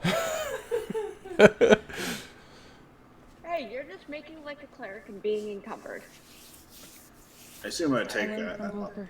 Ree will ask Night Breeze. I assume it's probably going to take a while, but is there any way to like, if you know of anybody in the grove, to like turn this molar into a big fuck off hammer to like smack people in the head with? Like, is there like people here who can do that? He eyes it a little bit, and he says, "You know, to be completely honest with you, we can break it down to the size of what would be an actual hammerhead, but my suggestion would be if you have us do that for you, at least for the sense of weight reduction, because let's be honest, you don't need the entire molar. I would take it up when you go to Underhill and seek out one of their runesmiths and see if their runesmith can't enchant it for you." Oh, okay, yeah, I figured that would be the case, yeah. I mean, I'm strong as fuck, so I can carry this thing. It's not a big deal. Oh, you look very strong, Ree. You've proven yourself very strong. Yeah, Rhea, I should have pointed out that this is the biggest difference for me, is that I cannot carry as much stuff now, so I truly am a cleric. Wow. I don't know. The dwarf managed to Yeah. carry double Say his weight. Bofur had a Oh, lot the of- dwarf was also a bit of a klepto. Yeah, that's true. He was carrying a lot of things. All right. So you guys head over towards the traders, little traders emporium. You get there. They're hawking wares like they normally do. Things are being traded mostly on like barter and trade. Like, hey, I've got 5 bales of hay. Cool. I need 6 bushels of apples. Here you go. But you know that they accept coin and trade coin because you've been there before. So you approach the vendors. Whoever is trying to sell shit, sell shit. I suppose that's me. I also would like to try and sell. I have like a cloak and some common clothes back from Middleton. I'm not going to use anymore. Okay. 'Cause I have, my disguise clothes. Okay. Oh, give me 1 second. Let's start with Candace with a hooded lantern. I think it was a hooded lantern, right? Yeah, I have a few things, but I wanted to ask really quick: does a map or scroll case have any purpose on on a level that makes other than to keep shit in one place? They're usually watertight. Okay. All right. So yeah, when you seal it up, if you've got a magic scroll, I mean literally a scroll infused with magic that has a spell on it, if it gets wet, you go fuck yourself. It's magic, done. yeah. Yeah, I mean Okay. that's the end of it. If you got that resurrection scroll locked up in a fucking scroll tube and it Okay. stays locked, it is watertight. That means Okay. that shit is not going to rot out. It's not going to dry rot, wet rot, nothing. So all the scrolls are in there, and I'm keeping it. Just Okay. So Now, just so you know, a scroll tube only holds 5 scrolls because vellum is a very dense. Whoa! What the fuck, Lucy? Or whatever. Oh no, dude, that was cool as shit. Do it again. Turn your fucking headset back on. Oh, he's he's gone. with cheese. Oh, motherfucker! It's like a music video. I refute you in the name of whatever weird dark god you praise. God, that was terrifying. That was the most gray shit I've ever seen. Super cool though, honestly. Okay, anyways. So Doc will approach the traders, and she'll say, "I understand that you don't really have use for some of these items. However, Oh, it's all right, dearie. What you have for us? so she'll take out her sickle because I'm not using it. Her hooded lantern. Well, we'll give you 5 gold for the hooded lantern. Flat price. That's what we can trade it to over in Lumber Camp Inferno.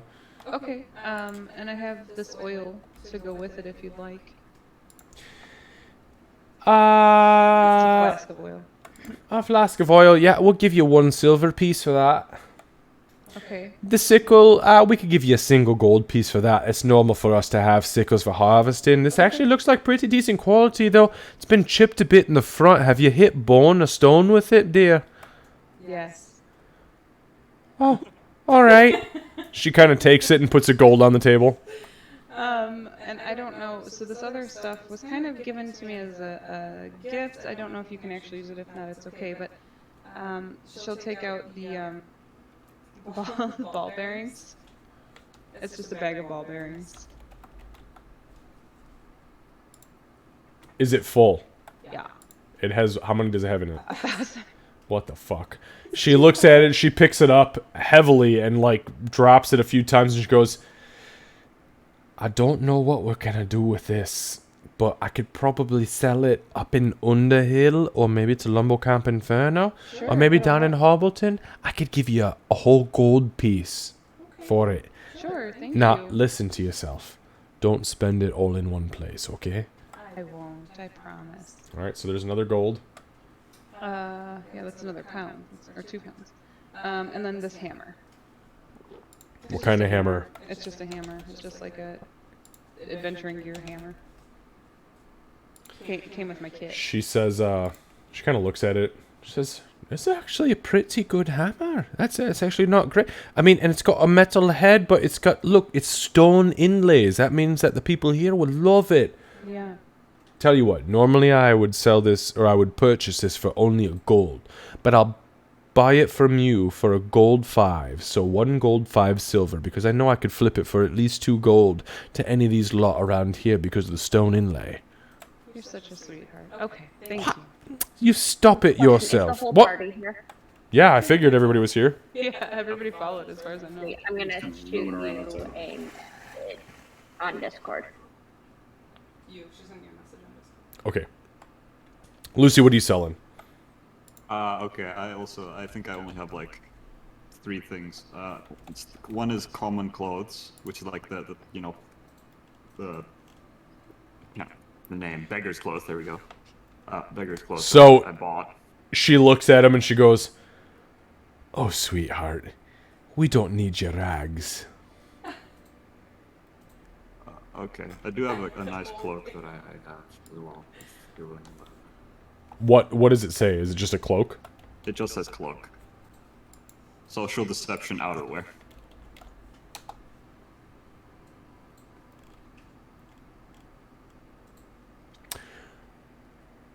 Make a charisma check. Just a charisma check. Okay. That's an 8. She looks at it and she goes, "I'll give you 5 silver for it." Better than nothing. Sure. She takes it excitedly, snatches it up, swirls it around herself, and ties it off, and then slaps 7 silver on the table. Oh. I'll add 2 more. And then I have this rapier.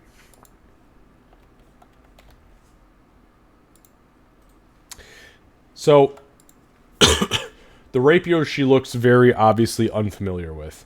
She picks it up, she looks at it, she kind of like holds it awkwardly upside down and kind of like spins it like a pendulum, puts it down and goes, "I could give you maybe 4 gold for it.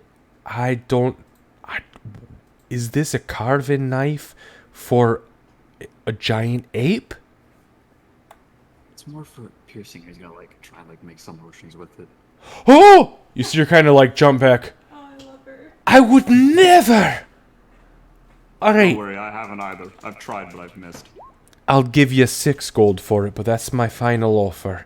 I don't know what I'd do with it. I can't even hold it straight. Sure, and give it 6. I'll Alright. sell it for 6. Which is a steal, because I think I got that for free. Well, it was 25 gold value, so I just fucking robbed you.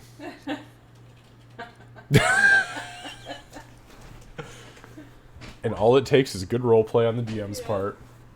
I fucking love her. Oh, Sarah said, "Great at fucking up." Is there anything else, sweetheart? No, that's all I have. I don't carry much. She kind of looks at you endearingly and says, "You're such a sweet soul." And she reaches out and she places a small, like, handkerchief tied off at the top in 4s, kind of like a square. And she says, "Take this for your journey." Okay.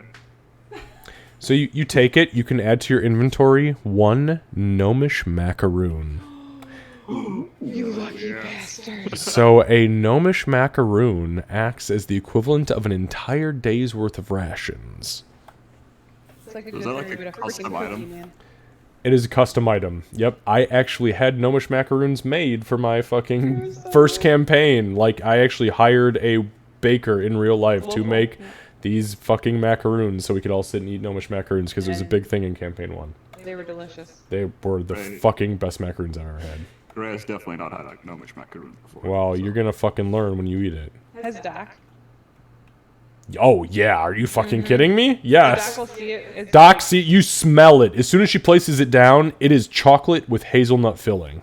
And you were like, "You bitch." Maybe not outwardly, but Doc smacks him in the leg with her backpack like she used to do to Bofur. you're the new Bofur. Don't drop that. And then she'll smile sweetly at the trader.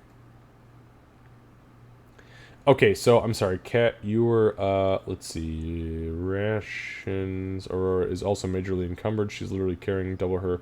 Okay. She looks Yeah, over. That's not important. I messaged you in Discord. Oh, okay, give me one For, sec. yeah. Doc will The hit Reed. in-game capture while my voice was being stupid.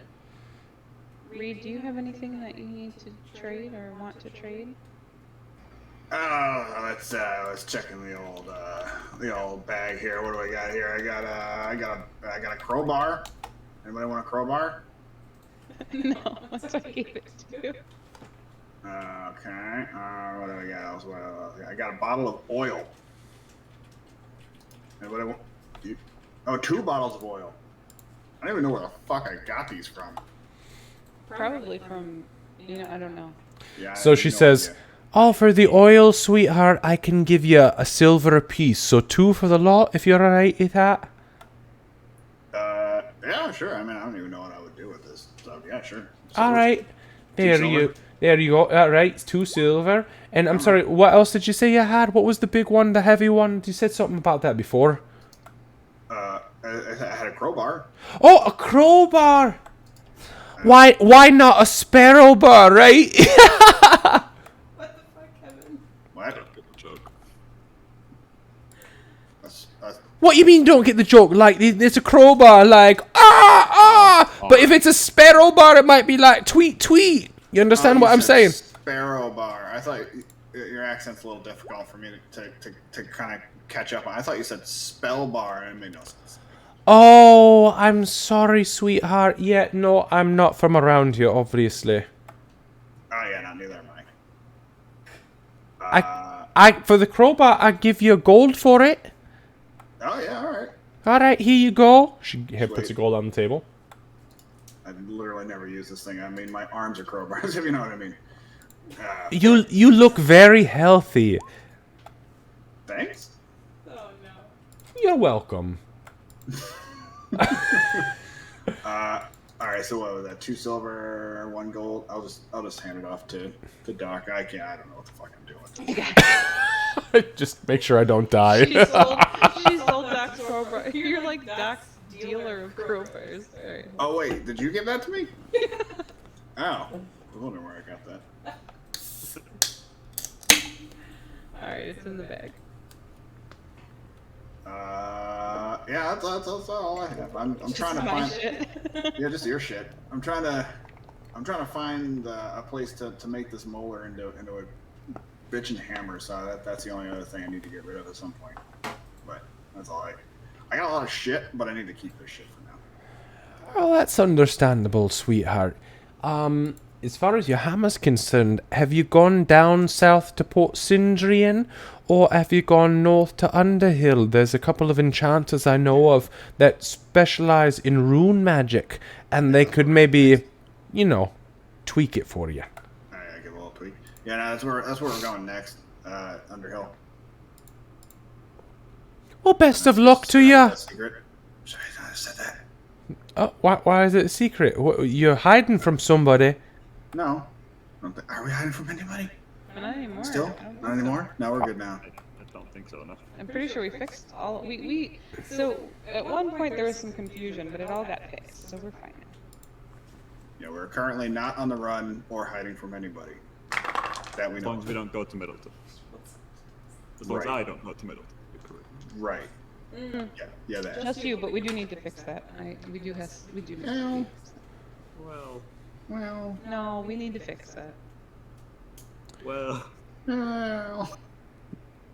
All right, so you all turn and begin to move away from the little trader, the sweet little dwarven trader, and as you do so, Doc, you're trudging straight ahead. You feel like you are fucking accomplished. I mean, you have absolutely 100% accomplished everything that you needed to accomplish with all of the shit that you've sold.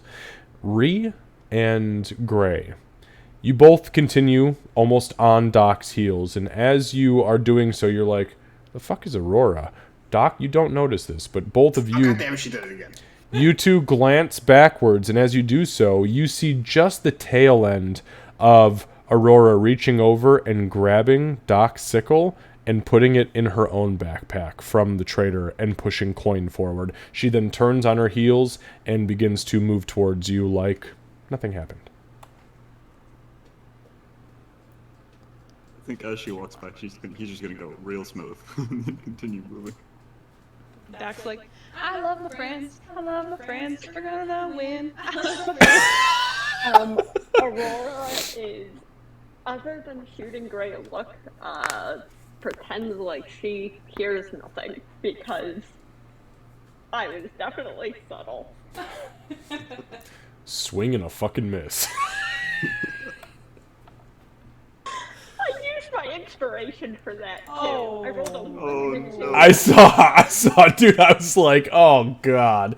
You know what though? That's okay. Hey, Doc didn't notice because on the perception checks, because of passive perception, Doc rolled a fucking nat 1 on my end, which was the best possible outcome, and that was on the baby dice. Oh, the baby dice. They're all low. You know, the baby dice are being sweet to my sweet action. By the way, how heavy is your sickle? I think it was like 2 Spend pounds. on it. It was 2 pounds. It was 2 pounds, yeah. And I sold it for. I don't know that. I'll send you a message. Sweet, thank you.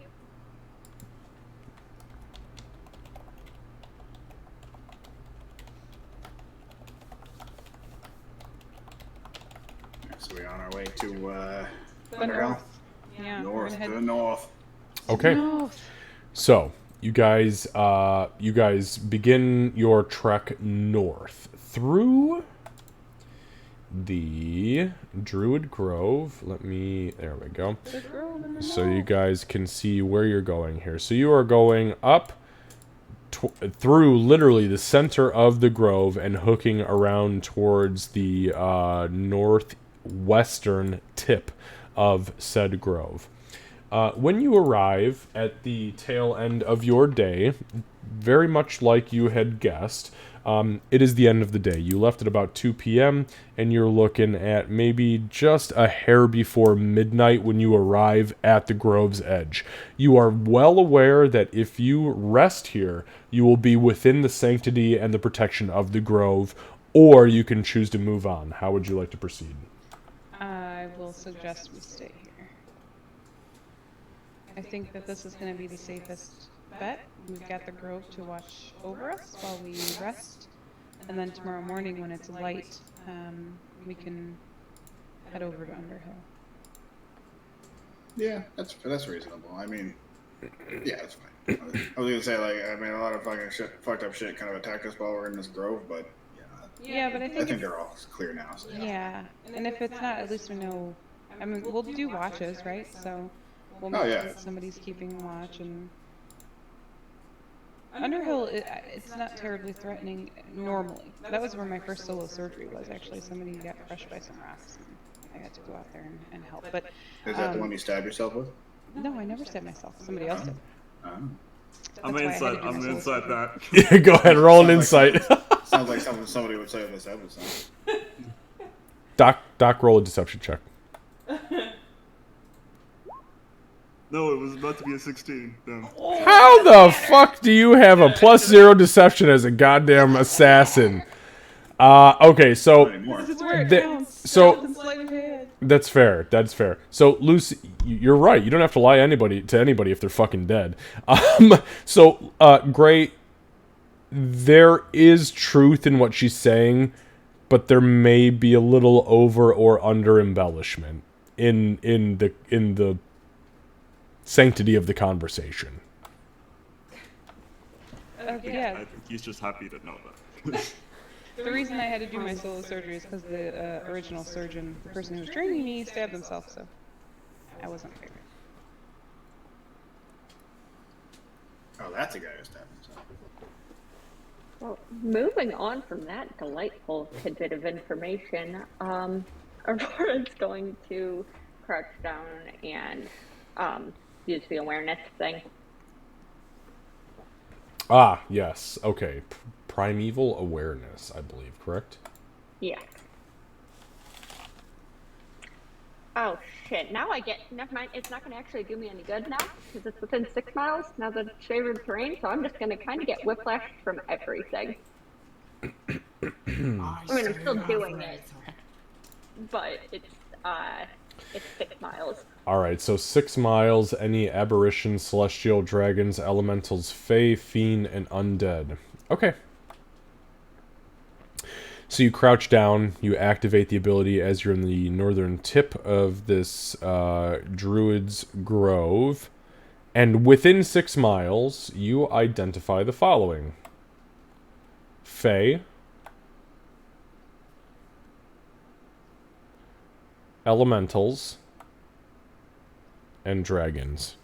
And that's it. And she'll say it under her breath, not even really understanding where she's getting it. But then she'll repeat it louder.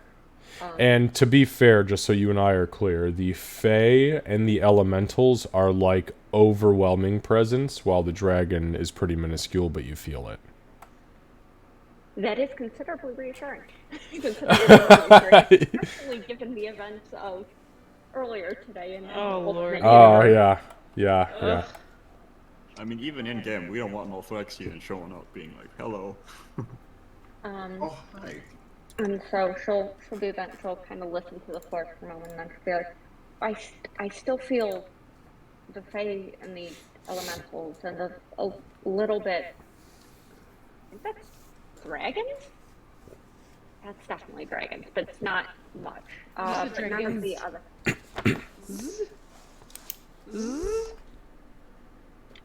Well, yes, didn't the archer say that they get the occasional, like, one or two dragons in the grove? There's more Fae and elementals. I'm just learning how to speak forest. That's fair. I'm just learning. No, actually, I know how to speak no. I am That's Aurora. fair. I speak for the trees. Do you speak forest? Is that a language? It told me that there's Fae and elementals and a splash of dragons in this recipe. I guess Here's it's mostly a girl. only a splash.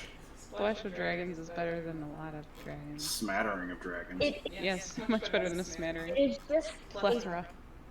It is just a splash, a little sprinkle of dragons, I think.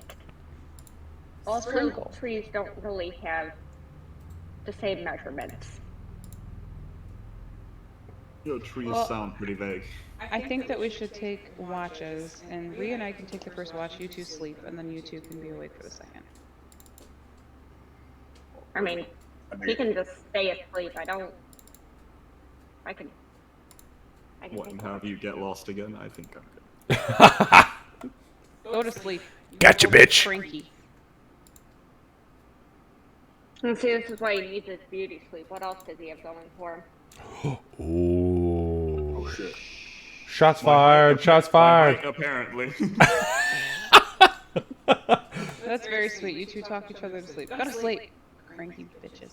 Go the fuck to sleep. Go the fuck to sleep. Once they're asleep, Are you two going asleep? Sorry, go ahead, Kat.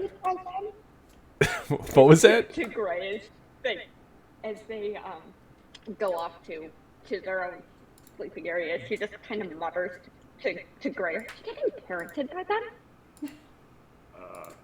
I guess so. If you listen. best moms ever. Oh, I mean, I'm absolutely not going to listen. Well, I mean, I might sleep. I am kind of tired. I'm going to sleep now because you told me to, because I want to. I think to go So- to the teenager and then, like, I guess go to his corner, like, find himself, like, a tray or something to lean against, and then start reading the book. If there's a dire fern. Doc's going to once she's sure that like they're at least out of earshot if not asleep. Hey, Ree. Yeah. So, okay, give me just one moment here. So, Gray at this point, just so you guys are aware, has pulled back kind of to like the recesses of his own little mini sanctum to read the gnome flesh covered tome. Am I understanding that correct, A Lucy? little light reading. Yes. Okay. I think what he specifically will be doing, like, he studied the like runes from the ship before alone. Now I guess Yes. he'll be comparing them magically to like what Sharwin has in her book, and like seeing like similarities in the like magic, I guess. God damn, man, you are really just unlocking some serious achievements in this world, aren't you? Okay, fucking bards. Yeah, well, let's not get ahead of ourselves. But yes, okay, understood. And So- Kat, you are going to sleep, correct? Because fuck this. I mean, if we haven't been awake long enough to actually be tired, then I'm probably gonna. Oh no, it's like in- midnight, 1 in the morning when you guys arrive where you're at. Okay, I've got well another then, 3 hours. yeah, if there's the dire fern nearby, then I'll probably go and like get used to the. Probably gonna end up burning a spell slot as I'm figuring out magic before I sleep.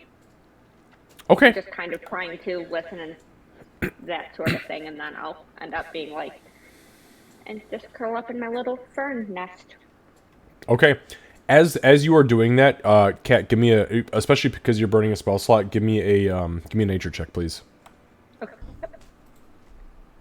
I'm not actually good at that.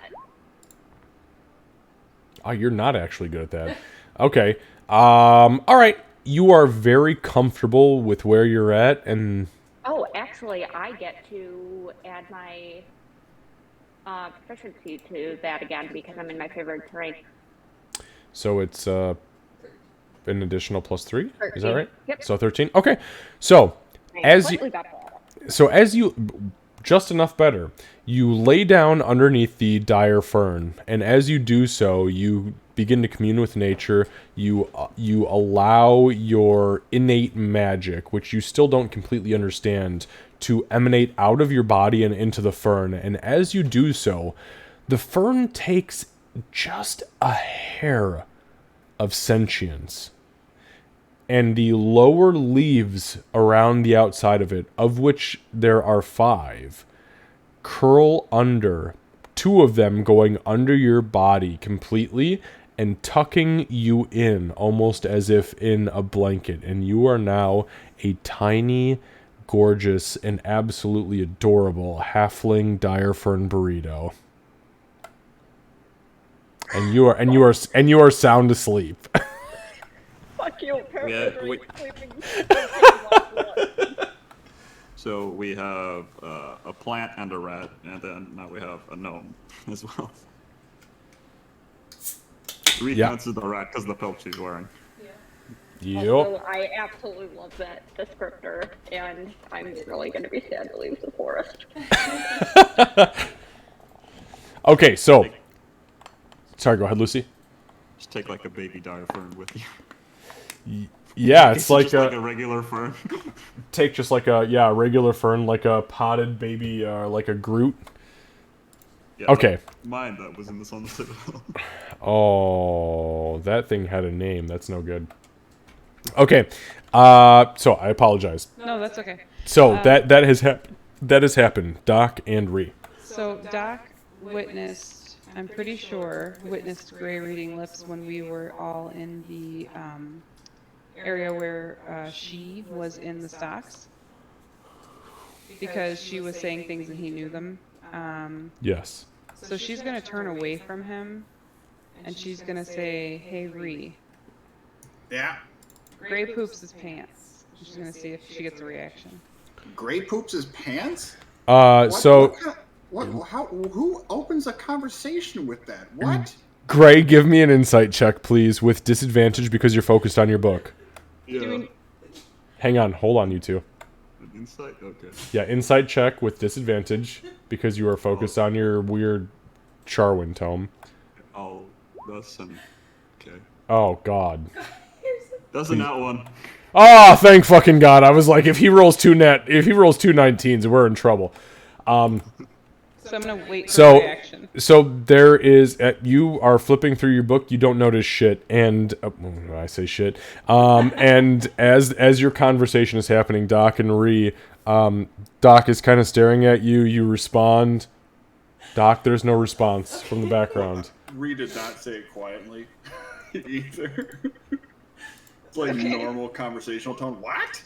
Who fucking says that? That's weird. You're weird. What's that? What's that shit do to your Oh, okay. What? Okay. You know how you're my best friend, right? Sure. Okay. Sure. So I had to make sure Gray wasn't listening because Gray's really good at listening. He's got those big, beautiful ears. Yes, indeed. So I know that there's been questions about trusting me in the group. Have you questioned trusting me at all? I mean, not before, but now I'm starting to maybe question. You're being real weird right now. There's a What- reason. There's a reason, and it's she looks like dead serious. Like her face just suddenly shifts. Even Marie notices like very sudden shift. Takes a lot for a reason or something like that. So, like I said, you're my best friend, and do you trust me? Like, I mean, I feel like you trust me with your life, right? Well, yeah, I trust you. That's not. I mean, like you're the I don't think I've trusted anybody more than you in my life. I feel pretty similarly, to be honest. And she kind of has tears welling up in her eyes while she's talking. I have to tell you that there are people out there that are after you. After me? After you. And Why? I don't know. What I know is that they're going to come after you. Well, they want you. I don't know how to say this. Wait, how do you know this anyway? I can't really explain details because it'll put you in more danger. What I can tell you is that there are people after you, and they want you to, and she's going to do air quotes, pay for something. And if I don't make you pay, they will. And if they do, you won't come back. But if I do, you will. Who wants me to pay? I mean, you have all my gold anyway. It's not that kind of pay. Oh, that kind of pay. So, I mean, if they want to come collect, they can fucking try. here's the thing. If I do it, they're gone forever. If I don't, and then I bring you back, they will probably keep coming back. That's fair. Oh wait, is this like a she kind of scenario where like you gotta kill me and then like bring me back as a fucking like? No, but you don't have to change. Okay. So, listen. Again, best friend here, okay? Do you remember the turtle? Yeah. Okay, the turtle had to pay too.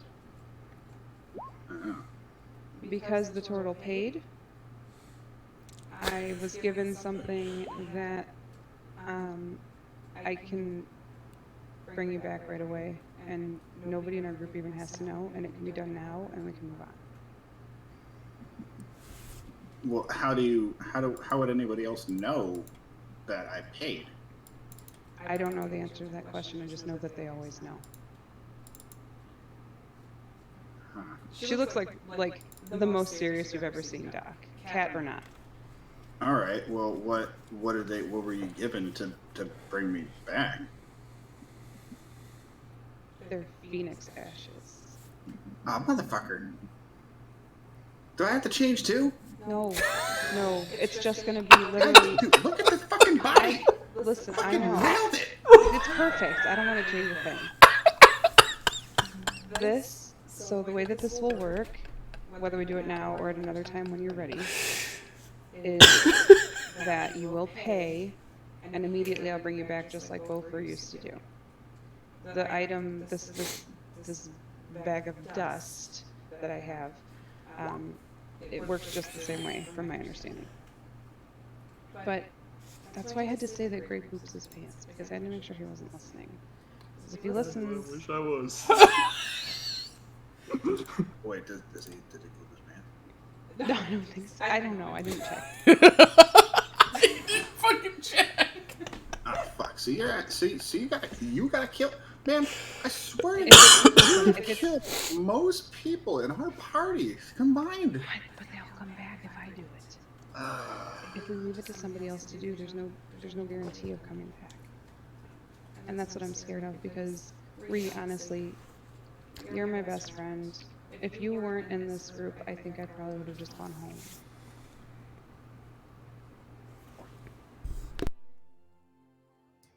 I don't fucking like it. I'm not gonna lie. I don't like this. I don't. I need to know who's after me. So I don't know if it's actually him that's after you or not, but I can tell you if it'll help. I can tell you who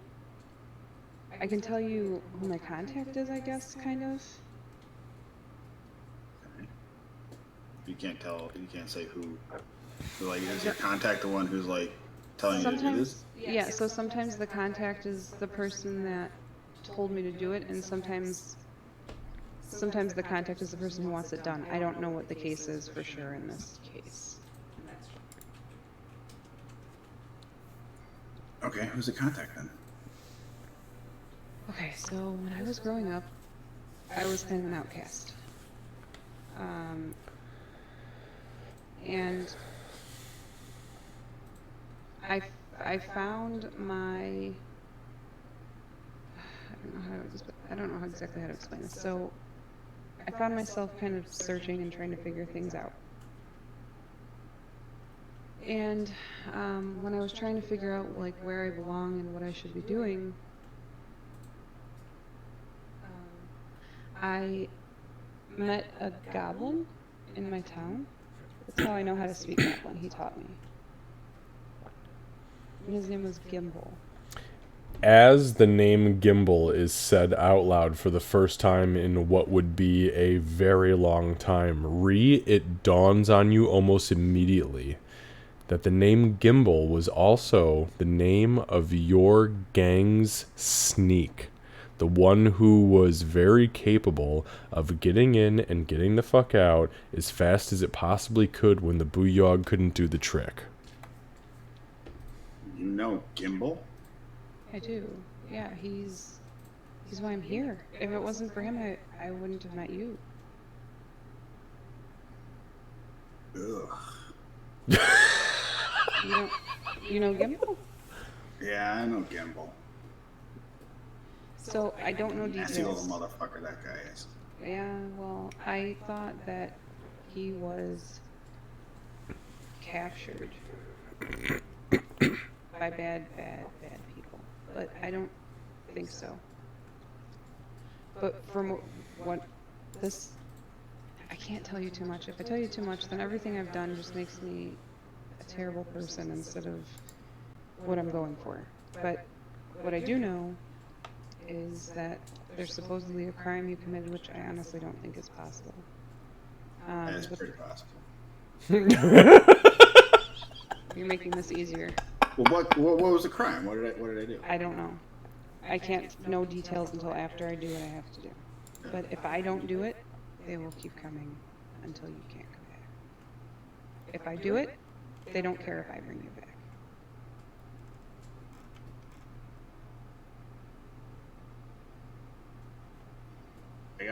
I gotta say, I do trust you, but this is really this pushes it a little bit. I've never even seen anybody coming after me. That you never would. Not with them. Really? That's what scares me. Ugh. Honestly, So- I might have compromised everything telling you what I told you, but she Okay. was really easy to do, and you wouldn't have been. Okay, so Gimbal's the one who you met. Yeah, Gimbal was my best friend for a long time. Okay. And he's the one who got you into the whole assassinating business? I'm not an assassin. What are you talking about? Okay. I mean, I saw it. I didn't see what she, but I did see some shit. Gimbal was, again, I thought he was. The reason for why I'm doing what I'm doing has changed. It still has the same background because I'm still trying to help a friend, but it's changed, and I won't be able to know more until, one, I know you're safe.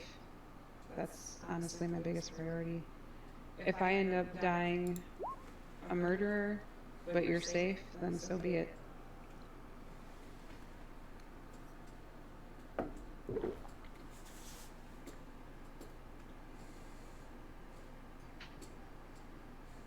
How would you do it? How would you want me to? Fuck. I could do what I did with Chi. I know where your heart is. I know anatomy. I can make it quick. Not fire. Are you fucking crazy? Just, I don't know. Can you fucking... you can't break my neck, you're itty bitty. You're both fucking itty bitty. Or something. Well, I'm pretty sure Gray is so like. This sucks. It does suck.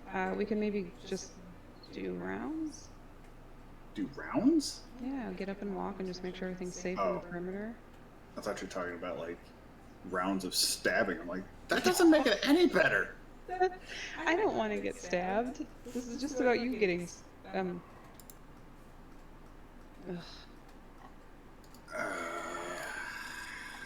Fine. Let's wait for everybody to fucking go to sleep. Ugh.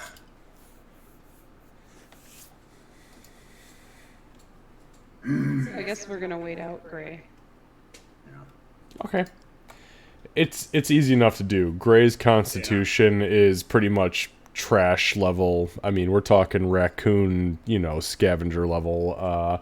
So, the next. Let me just take a look at the time here. Okay, so the next 2 hours goes by, and it's awkward between you two. Obviously, this is a conversation that was fucking weird to have in the first place, and obviously you have a connection that does not mean good things for anybody. But Gray finally nods off, and Aurora is who knows where the fuck in her dire fern burrito currently, and you see. How do you feel as a DM for saying that sentence out loud? I hate myself a little bit, but I am so much more confident as a man that this is excellent. That dire fern burrito. I mean, what the fuck? Okay, so as that happens, though, as you see Gray drift off, head slouched, you are left there to your own devices, the two of you. All right. Okay, I'm gonna need a branch, like a decent branch, so I can bite down on it. Because I'm gonna I may go into if you don't kill me, if this doesn't kill me, I'm gonna go into a fucking rage, and I'm gonna get loud, and it's gonna fucking hurt. I'll try to do. Not me. I'll kind of do a double tap thing. What the fuck does that mean? It means I'll try to use 2 weapons. Try to make it quick. So it's done, and it's just done. I don't want to fight with you. Yeah, because you'd lose. I would. I'm sorry. Sorry to say No, that. don't be sorry to say that. It's true. It's part of why I love you so much. Yeah.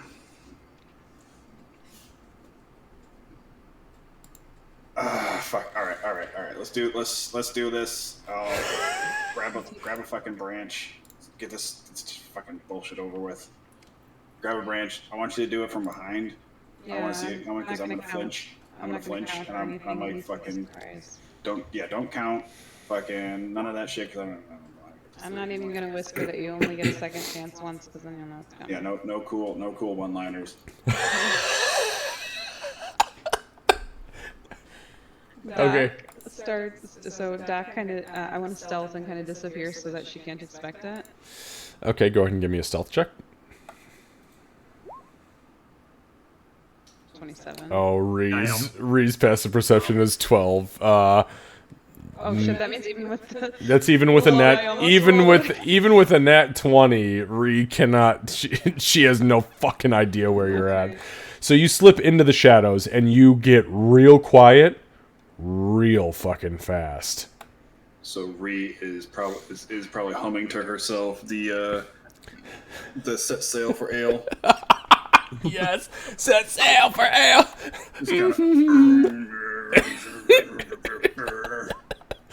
So I'm gonna sneak up behind her. I'm gonna give it a little bit of time, like not very long, but I'm gonna sneak up behind her after a little bit, and I'm gonna prepare both weapons. It's gonna go short sword, dagger, to try to make it quick. So short sword will be the assassinate, and then dagger.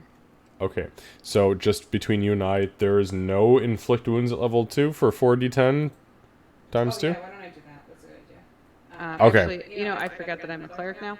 I'm gonna try to stay far away. Then I'm gonna sneak up, and then I'm actually gonna use inflict wounds at 2nd level to try to make this fast. With... Okay, so you can't assassinate with it. You can't assassinate with it. Well... Actually, give me a... Ooh, what the fuck? Hold on. Give me a second. Let me check some details here. Because I don't know if you can assassinate. I know you can't sneak attack with it. There's still a melee spell. So it's just assassinate, you have on attack rolls against any creature. No, you gain advantage on the attack roll to hit her, but and they are surprised. Oh no. Okay, hold on. So you have advantage on attack rolls. Right, and this is a spell attack. Right. So you cannot assassinate with it. Right. But if you hit her with the 2nd level, so that's 4d10 necrotic. So if you hit her with that and then follow it up with a weapon. Yeah, that's my plan. And I'm going to be aiming for her heart to try to just... Son of a bitch. Sorry guys, give me just 1 second here. I'm gonna mute stream or mute us for just a moment. I had somebody just pop in and raid. Yeah, wow, that's a lot of raid people. Holy shit. Illuminati, thank you so much for the raid. Hello, and thank you very much for raiding us tonight in our 37th episode, or our 37th session of Dungeons & Dragons Unlikely Heroes. We are here where an assassination is about to happen. Thank you very much for jumping in tonight. I mean, this is... Oh, Rose, I brought Bestie to say hello. Yes! Thank you so much. Hello! I don't pay a whole lot of attention to chat. I do not pay a whole lot of attention to chat, just so you guys know. So thank you so much on our D&D night. I'm giving some love to the players who we are about to have some serious murder and assassination roleplay on. So please join us for that. I encourage you, if you are hanging out with us tonight, to drop a follow. We play Dungeons & Dragons every Sunday from 7 to 10 p.m. Central Time. And during the week, we have some crochet streams from Nerdy Knots, my wife, who's hanging out with us. And we also have World of Warcraft or other TTRPGs or RPG games that we both play together Friday and Saturday and Wednesday, which is my specific stream day. So thank you guys so much. I mean, seriously, this is just awesome. Within the next 40 minutes or so, we're going to be raiding somebody else. So please hang out with us tonight, and we will make sure that we bring that love to somebody else. For the time being, though, I'm going to devote my attention back to the players. And again, Rose, thank you so much, my love. And, well, Candace is my love. You are my Rose. There we go. Okay, here we go. Back to it. So, all right, so we were, I apologize, we were just at the point where we were trying to decide whether or not you gained the advantage. So you gain advantage on the attack because Ree is surprised. Right. And not in combat yet. When you score a critical hit, it is not in a... No, it is an attack roll, I believe. Yeah. You just cannot on your sneak attack. It says specifically a weapon attack. Full stop. Right. Attack roll for the assassinate though is legit. Right. So make a spell attack roll. So click on your level 2. Why are you crying? Okay. Oh, I thought you rolled already, and you were like, "It's a nat 1. I fucked up." Really bad. I was like, "Wow, blow this out of the water." I played the nicest character. Fuck the cinematics, right? Okay, here we go. Okay, so make sure it's level 2 with advantage. So a 17. Does a 17 hit anyways? Oh, actually, I wouldn't have my shield on me. Yeah, that's true. So, hang on. Sorry, I gotta take that off. Oh yeah, 16 is my AC. Alright, so you hit for 23 necrotic damage. Now, because the creature is surprised, you deal 46 points of necrotic damage. I know that doesn't drop your ass. God, why No. not? No. Alright, so I'm gonna follow up with my 47. Oh, that's dope. Alright, Doc, are you following up with the second attack? Yeah, short sword. Alright, short sword, go ahead and give me an attack roll. A straight attack roll. Oh god. Oh, not fucking good. Y'all are in for a fucking struggle. Okay. Oh, this is gonna be fun. So, from behind you, as your little goblin self is sitting on the floor of the forest, the last sanctity of the Druid's Grove of the Circle of the Moon, you feel this cold hand on your back as you hear something whisper out to you. Something touches you, and suddenly you see a small, flesh-colored hand punch through your chest as it reaches out, holding handfuls of your lungs. You instinctually cry out because what the fuck was that? And as the hand withdraws, a short sword swings over at your head and you duck instinctually and dodge the short sword. It is your turn in active combat against your assailant. She goes into a rage. And with that, immediately... And you see the fur and the little, like, tail, maybe from the tailbone, kind of, like, spurt out a little bit. And the big buck teeth kind of sprout forward as the dire rat takes place within the totem barbarian. And you look over at your assailant, who is this sweet gnome holding fistfuls of your lung, crying...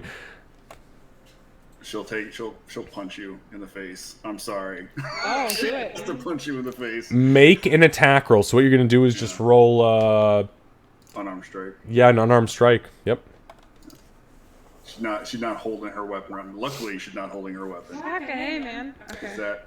Yeah, oh, fuck yeah, that hits. So yeah, swings at you full force, punches you in the side of the cheek, and you feel immediately your jaw crack to the side as your cheek begins to swell. And I believe you have multi-attack, don't you? Yeah. Yeah, Yeah. Yeah, take that second attack. No, that's not gonna hit. Oh, this is 12. Does a 12 hit? 7. That's what it is. Okay, so you swing again, and Doc bends over backwards and dodges out of the way of the second hit ever so slightly. Doc, it is your turn. You need to finish this shit. Oh, sorry, go ahead, Ree. He roars in Doc's face like, "You're supposed to be good at this." As literally Ree coughs blood and pieces of lungs spit out of the hole in her chest. You're supposed to be quick. Oh god, that was supposed to be. I guess I will do inflict wounds at second level again. Oh god. Okay, make a spell attack roll, straight roll. Trying to make sure it's gonna be second level. Sorry. Got anything higher than second level? No. No, I'm dual class. not today. Because I'm resistant. 21. A 21 hits. Go ahead and roll damage. That is 23 divided by 2, so we're looking at 11 points of necrotic damage because Ree is raged and resistant to all damage besides psychic. That's even magic damage? No. No, it doesn't matter. It's all damage minus psychic, period. Full fucking stop. Yeah. Alright, so Doc reaches out and you hear this incantation as the gold nugget turns dark black. And this pulse of energy touches you, and Ree, you feel this necrotic energy rip across your chest as literally your entire right lung is now exposed and very barely holding on for dear life. Do I get my bonus attack? You don't, because that was an action for your spell. Okay. You only got it because of your surprise round. Ree, you already know what to do. Yeah, she's going to That's a lot of fucking hit points. I just looked at your hit points. God damn. Did I already take it away? I already did take it away, yeah. Oh god. 3, yeah, she'll hit 2 more times. Okay. Go ahead and make the attacks. Uncanny dodge that shit. Alright, so yeah, the first punch comes in. Blam! Across the right cheek. She And takes then champ. the next one will be a grapple. Oh, shit. Okay. So So- she's going for your throat now. Okay, so Candace, make an athletics or acrobatics check, your choice, versus a grapple. Oh, not fucking good. What do You I couldn't do? have channeled Athletics? your inner tobacco. Yeah, it's an athletics check for you, Kevin.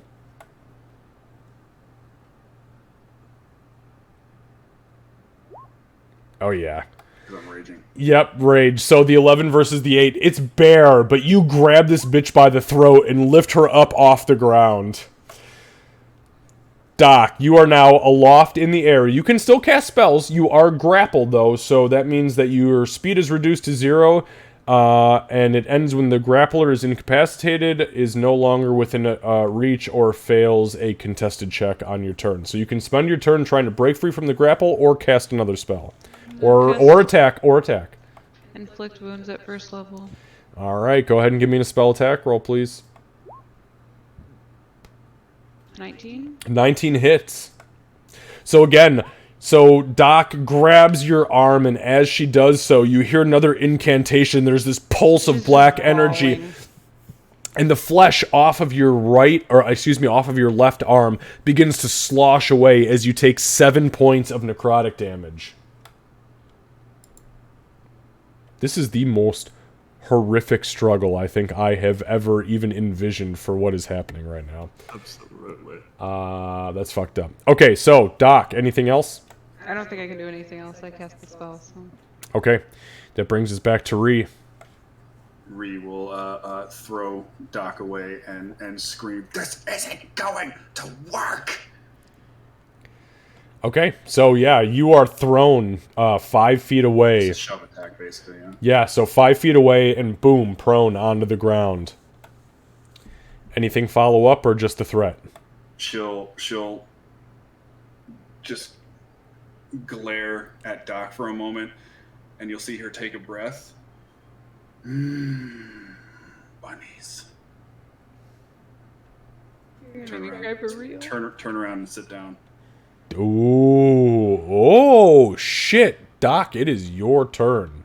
Alright, I'm gonna come up behind her and use my short sword and go back to what I'm good at. I Okay, hope. go ahead and make a short sword attack for me, please. Not with advantage. This bitch knows you're here. 16? I don't Yeah, know. beats it, yep. Oh shit! Oh, that's right, because you don't have the shield. That's just 16.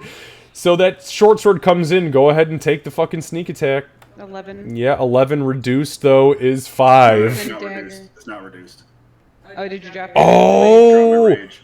Okay. All right. So there is, as you get up to Ree's back, you see that she has calmed herself. The fur has kind of settled down. The muscles have started to subside a little bit, and you run your short sword through the 3rd and the 4th rib, and you're like, "I got that left lung, bitch. You ain't gonna breathe without this." And as you pull out, she's still fucking breathing. The dagger. Motherfucker.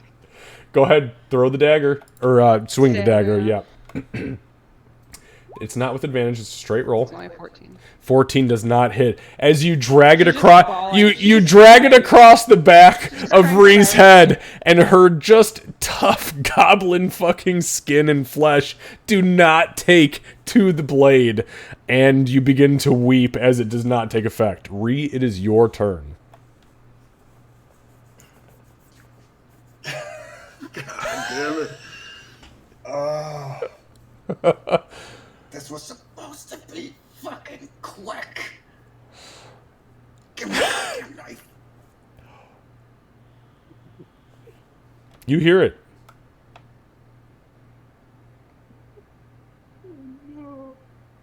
Doc, what do you do? as she's crying, she says, I have to do it. I have to do it. Then fucking do it already. I'm gonna try to finish again here.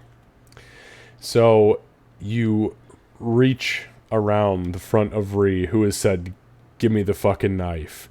And at this point, as you reach around the front of Ree grabs your hand, and go ahead and make an attack roll. Fuck's sake. Can she do it? Hold the fuck on. With advantage. Okay. As Ree is very clearly guiding it inward. Like, yo, I am fucked up. Kill me. 21. That's the ticket. So go ahead and give me a damage roll, please. And we were not looking, by the way, for any sneak attack damage because she knows that you're here. You do not have advantage on the... Well, you do have advantage on the roll. You do gain sneak attack. Fuck me and my rules. So, 11 points damage. You feel the blade enter Ree's chest. And you feel Ree kind of slump forward. Ree, do you have any final words in this moment? Yeah, Ree with her last breath, she'll whisper, I really fucking hope I don't see Rakag there. And as that happens, you plunge the short sword all the way through until you feel the tip of the short sword break through her back, through the spine, and into your midsection. You take 4 points of piercing damage as you run the short sword all the way through both of you. Doc, You withdraw. While she's crying and slowly lowers Ree to the ground, she says, you're so fucking strong. She's gonna wait out until she actually dies. And as you let the blade go, Ree, just for the sake of rolls, if you roll a fucking nat 20 on your goddamn death saving throw, If you roll a nat 20, One more time. I'm gonna quit D&D forever. cut her fucking throat. Just kill her. Okay, go ahead and give me a d20 roll. Okay, that's a success.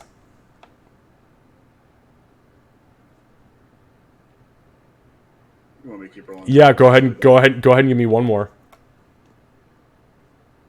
It's almost a 20. Oh, Okay, so Candace, Doc, you realize she is fighting to not die. Like, you have an option down here. easy. She's either gonna stabilize and get back on the path of the righteous, or you need to fucking pull the trigger. Doc's gonna say it again, I love you, Ree, and she's gonna stab her in the heart with her dagger.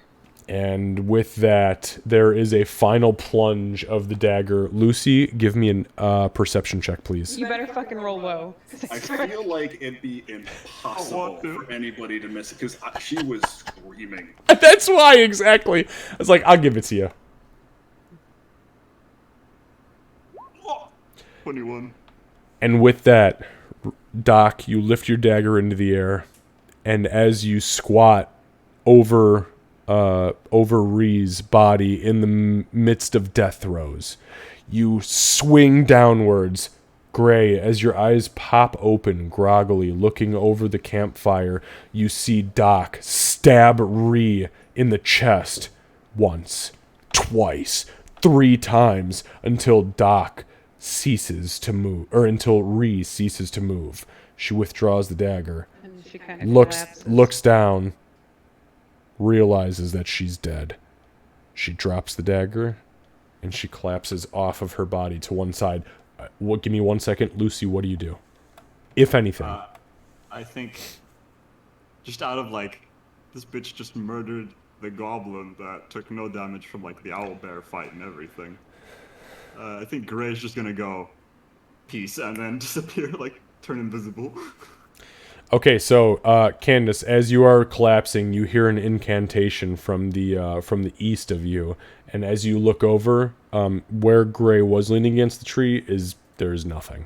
Okay. She knows what he does, and she knows she has little time, so she's going to use the bag of phoenix ashes Okay, so you open the satchel of phoenix ashes and you pour them open.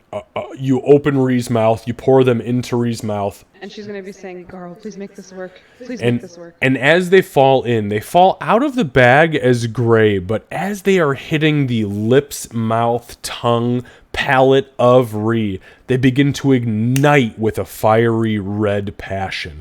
And as that happens, Ree's entire body flashes with this fiery light as she, in one crazy motion, Kevin, I will give you the option here. High or low on your revivify check. Oh god. Hi. Okay. Hi. So, Ree has died 0 times this entire campaign. That means that your death chance with 1 death is a 2%. So, 98 to 100. That was an 88. You see Ree's body lurch forward, her mouth open wide as these multiple stab wounds and the necrosis seal up immediately, and her eyes flash open in this fiery light. The steam emanates from her mouth, and you see these translucent phoenix wings extend from her back and then fade. Ree, all in one, you see yourself from the ether, bam, back to the land of the living, sitting upright, staring Doc in the face. Lucy, Gray sees all of this transpire.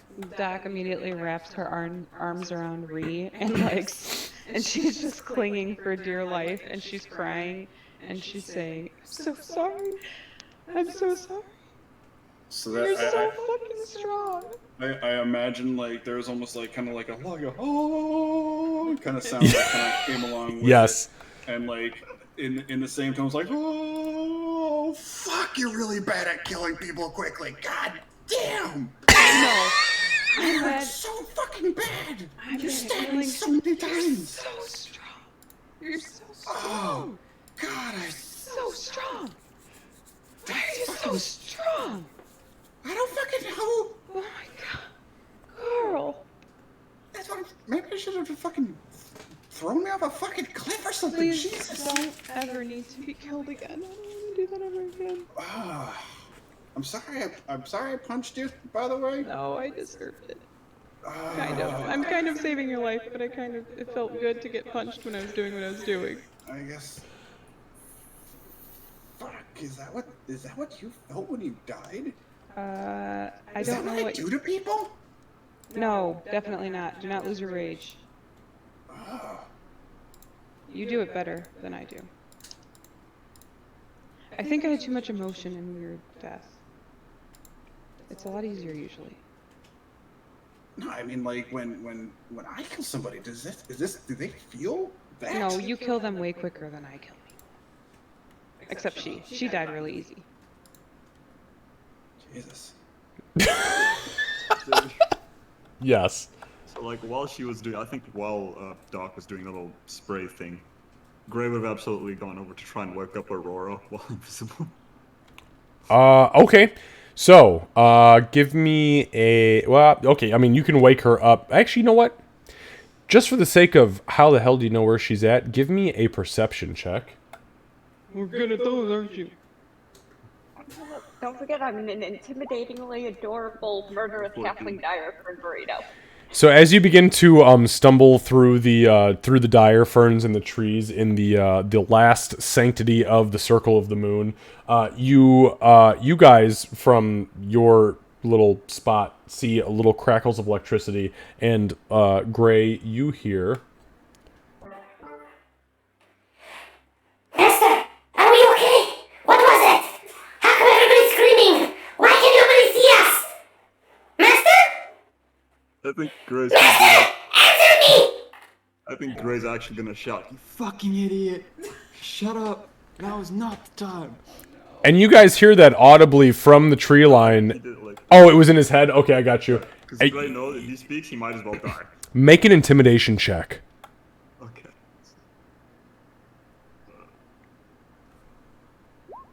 20. I am so sorry, Master. never step out the line again. I'm so sorry.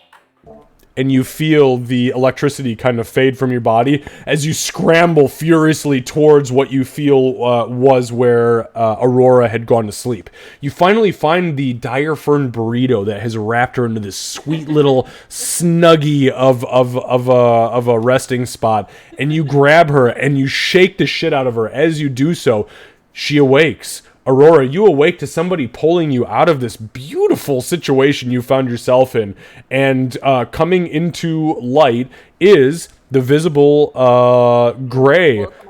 As Gray, your invisibility fades with this action. I think Gray would like look her in the eyes and go, Doc just fucking murdered Ree. She's gonna blink twice, and then she's gonna grab her bow. Doc still has arms and legs wrapped around Ree's torso, and she's not letting go. So, Aurora absolutely sleeps with her bow, except as the way some people sleep with like a stuffed animal. yes. 100% accept that.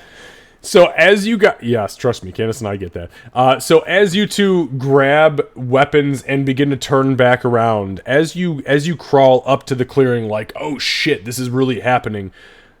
You look out, and sure as shit, there is Doc embracing Ree, crying, and both of them talking back and forth. You catch the very tail end of, you should learn how to fucking kill people faster because that really sucked. And I'm so sorry, why are you so fucking strong? And that's what you two hear. Yeah, it's crazy. Is Ree hugging Doc back? That's important. So Ree, I assume, was probably like limp at first. Like her arms are probably just like on her side, and probably after like a few minutes of like swearing you up and down, like Ree just kind of like, you would probably never have seen any kind of emotion coming out of a Ree, but she just like starts bawling her eyes out. She's like, I just can't believe it. I've never died before. You guys have died so many times, and this is what it was like. It's it was black and it was dark and there was nobody there and it was terrifying. If it makes you feel better, I got hugged to death, but you got hugged after death. Nobody was hugging me when I came back to life. Okay, take a fucking inspiration for that. Goddamn, you just made me tear the fuck up, yo. That's good. That was for Kevin, I assume. No, Candace. Oh, me? Oh. Yeah, the you got hugged to death, but I got hugged after death situation, or I got hugged to death, you got hugged. Yeah, that's good. Aurora doesn't know what the fuck, but she's, I mean, assuming that's legit, and there's a fuck ton of blood, and flopped up. Oh, there is a lot of, both of them are covered in blood. So at that point, she's going to move to a position, and she's going to just kind of ready, she's going to move bow, arrow knocked, spring drawn, just lined up on Doc, but she's not shooting. Give me a stealth check, Kat. Yep. 1 second, I need to turn on favorite terrain. Which actually I don't think helps with stealth. Actually, yes, it does. I get it. I was gonna say, I think it does. Yeah, it's its advantage, isn't it? Let me double check. Oh, that doesn't matter. You don't even have to keep rolling. Nobody sees you. Oh, and I can move at full speed when I'm stealth in my favorite terrain. Oh, fuck yeah. No, that's good stuff. Which is a whole 15. I'm at 25 again. I imagine you gotta be, I mean, you don't have all your gear on you, I assume, right? Your bow and your arrows. It's a Well, a little bit of column A, a little bit of column B. 20 monkey pelts later, and she's overburdened. Your backpack might be on the ground. So the thing that's weighing me down is my fucking trophy tooth. I forgot she took that goddamn tooth. The one that's bigger than me, that weighs half as much as I do. You bet your ass it's on my back. Yep.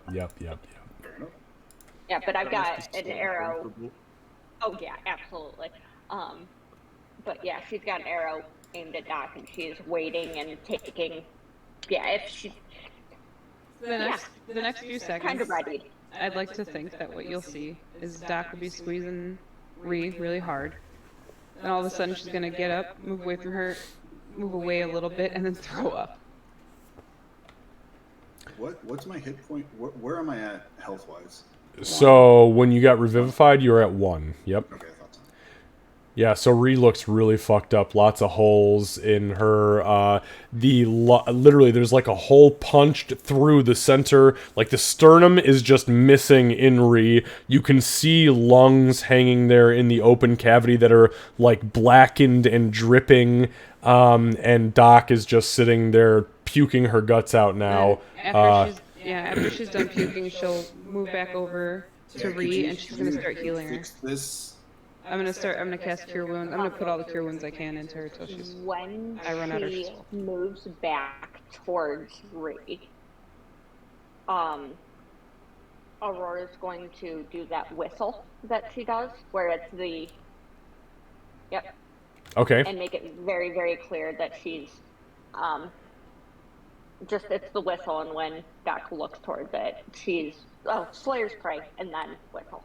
So okay. She's looking towards her, hawk-eyed, and very much ready to put an arrow into Doc. So as far as Slayer's Prey is concerned, you see, as soon as you activate it, you see her pulse is going like twice as fast as it normally would be. She is in a state of adrenaline rush. As you let the whistle off, nobody's passive perception right now, thank goodness, is low enough to warrant needing to roll for that. So you all hear it and instinctively look towards it because it's the only sound that's been out of place this entire time. Without missing a beat, Doc's gonna flip off Aurora and then Cure Wounds Ree as many times as it takes until I run out or she's full. Okay, well, let me ask you this. Why don't I was gonna say, how many spell slots do you have? Just start rolling them. So there is this slew of incantations as Doc's left hand comes up and grabs the gold nugget. Her right hand comes out and literally starts in the center, in the hole in the chest of Ree. The first incantation creates a little bit of closure as far as the sinew is concerned. The second and third pulses heal it up to the point where it's bruised and broken, but it's not completely open. So that's 18, 19, that's 21 points of healing from the first 3. Now you have closed wounds. Closed wounds is something that is a custom cantrip that you can roll. It allows you to spend your hit dice by her spending a cantrip. It is you roll your hit die, as well as adding, and at level 5, so you can roll 2 of your hit die per casting and add your Constitution modifier twice. And I'm also going to use a healer healing. So I'm going to spend a... Okay, let's just make sure that we're back where Ree needs to be. So that's 8, and that was already the d6 plus 4. Oh, wait. Oh, no, that's that. Okay, so Kevin, if you want to spend your hit dice to heal yourself, you can roll 2 of your hit dice plus your con modifier times 2. Yeah, she would have gone into full field surgeon mode, so she would have done the healing spells, she would have done closed wounds, and she would have started trying to help close wounds at the same time with her healer kit. So I'm gonna take Aurora's got to be trained on her the entire time, and if she does anything that looks even vaguely, holy crap, if she does anything that looks even vaguely murderous, then yeah. Well, that was a 12 and a 1, but plus my ridiculous Constitution. And you said plus what else? So no, it allows you to roll 2 of your hit dice should you choose to do so, plus your Constitution modifier. But because it's 2 hit dice, you get your Constitution modifier twice. Oh, so that'd be plus 12 then. Yeah, so you're looking at like a 23, okay. I think. Is that right? Because you have an 18 con. Con is 16, but it's so 22 plus 3. Oh, so I did get the right number. Okay, so it's 19. It is 19. Yep. So as you guys are watching this, Gray and Aurora included, Doc just begins to pump these pulses of divine energy from the gold nugget transferring up her shoulder, into her arm, into her hand, into Ree. Ree instinctively kind of like falls backwards onto her back as she's taking all of this healing, which, you know, kind of feels like over, like somebody's tickling her and she's itching all at the same time. With that being said, she reaches down, casts the closed wounds, and that's where the bulk happens, the 19 points. With that, Doc immediately snatches a healer's kit up from the side, lays it on Doc or on Ree's stomach, pulls it open, begins packing the remainder wounds and bandaging them quickly, laying salves and poultices out and pressing them in, which heals an additional 8. So collectively from this display, we are looking at 19, that's 27, 37, 48 points of healing in this crazy fucking display of divine and combat surgeon level healing. I think I might have did bad math, actually. I'm at 68. I think I did bad math. Wait, hold on. Okay, so we have 19 plus. Did bad math. Well, no, it's okay. I'm just trying to make sure I understand it. So 19, it's kind of moot anyways. You're going to heal it regardless. But 19 plus 8, so that's 27, 37. That's 40. Yeah. It's 48. 48? Yeah. So I actually should be at 49 then with the Correct. Yes, 49. Yep. Doc's still crying the whole time she's healing. Just not like bawling, but tears are just constantly falling down her face. She cannot stop crying. When it becomes very, very apparent that Doc is not actually killing Ray, which I will have words with Gray about later, she slowly releases the arrow and still, you know, just shamelessly glares at Doc, walks past her, and puts another 10 or 9 into Ray. You can, so Doc's heartbeat started to slow down, and then as you walk past, you would feel it picking up again, and then as you healed, it would kind of start to slow down. All the while, you guys are doing this. Like Ree has like this 1,000-yard stare, almost the entire time. Gray, who's definitely like 120 feet away, he's gonna cast message to like Ree, because he heard her talk. And he's That's my last one. He's basically just going to go. It's just basically gonna be like, in your mind, you're just gonna hear, "What the fuck happened? What's going on?" You feel as that presence enters your mind, Ree, you do feel like there is something staticky hanging out in your brain, and you can respond to it. And you do feel that it is Gray's voice. You hear Gray's voice whisper to you. I just died. That's all you get. As Doc is doing what she, like, as she's healing and trying to make sure that you're okay and everything, she'll be just whispering things to try to make you feel better. Like one of the times she's like, "Next time you'll kill me," and she's just like, she's trying to just make herself and make you feel better at the same time. But mostly she's saying it's over. Oh, like she says that frequently. It's over. I need to know who told you to do this. As soon as I know, you'll know.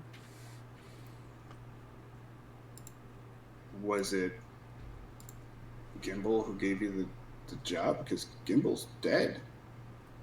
He is not.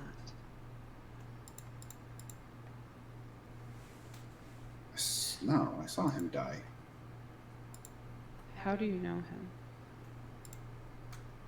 him?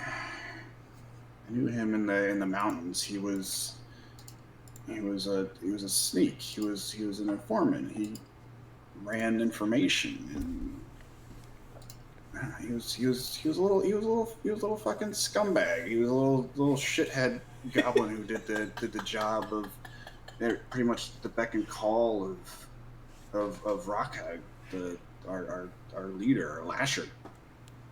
Mm-hmm. Well, Then I think I was supposed to meet him so that I would meet you, because he's not dead. He was my best friend for a while, but I thought he was... Okay, listen, I'll be real with you, as real as I can be without putting you in any more danger. I thought I was saving him by doing these things, until this one. By saving him, you had to kill me? By, Is that no, why you killing you saved you. But until this one, I thought I was saving him by doing these things. His name wasn't on anything else. Until this one. Does the name Rockhag mean anything to you? You know, he never mentioned that. I mean, when I found him, he was getting kicked out of a bar for stealing. A bar where? In Hobbleton? Would you know that? On Hobbleton. What was he doing in Hobbleton?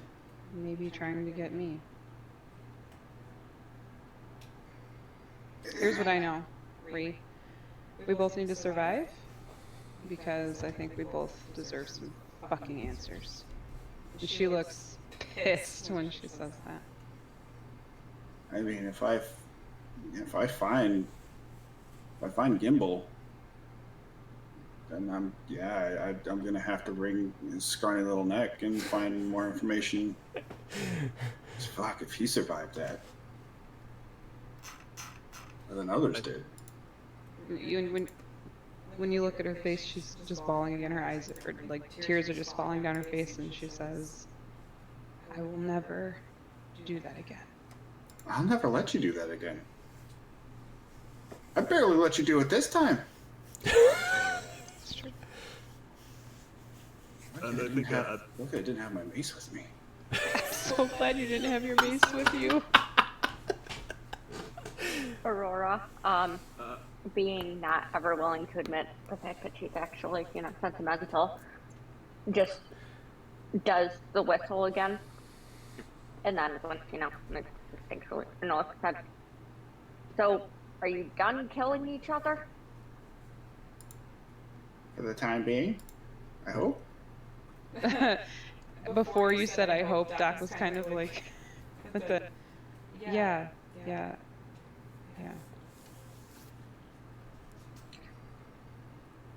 All right, and I'm going back into my turn. I think Gray would step up, but he'd still be like a reasonable distance away. And I'm going he'd be into my like, turn, but I'm still listening. if Doc basically does anything that seems aggressive, Gray's just gonna... Basically, he's gonna turn invisible and bolt.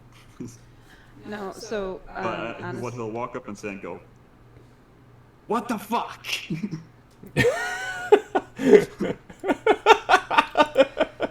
Oh, hi. Hey, Gray. appropriate. Sorry we woke you. You know that thing you gave me?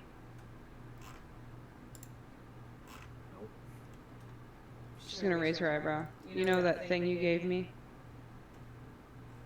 Oh, Make an insight check. yeah. I think I realize no. For sure. I will help you along.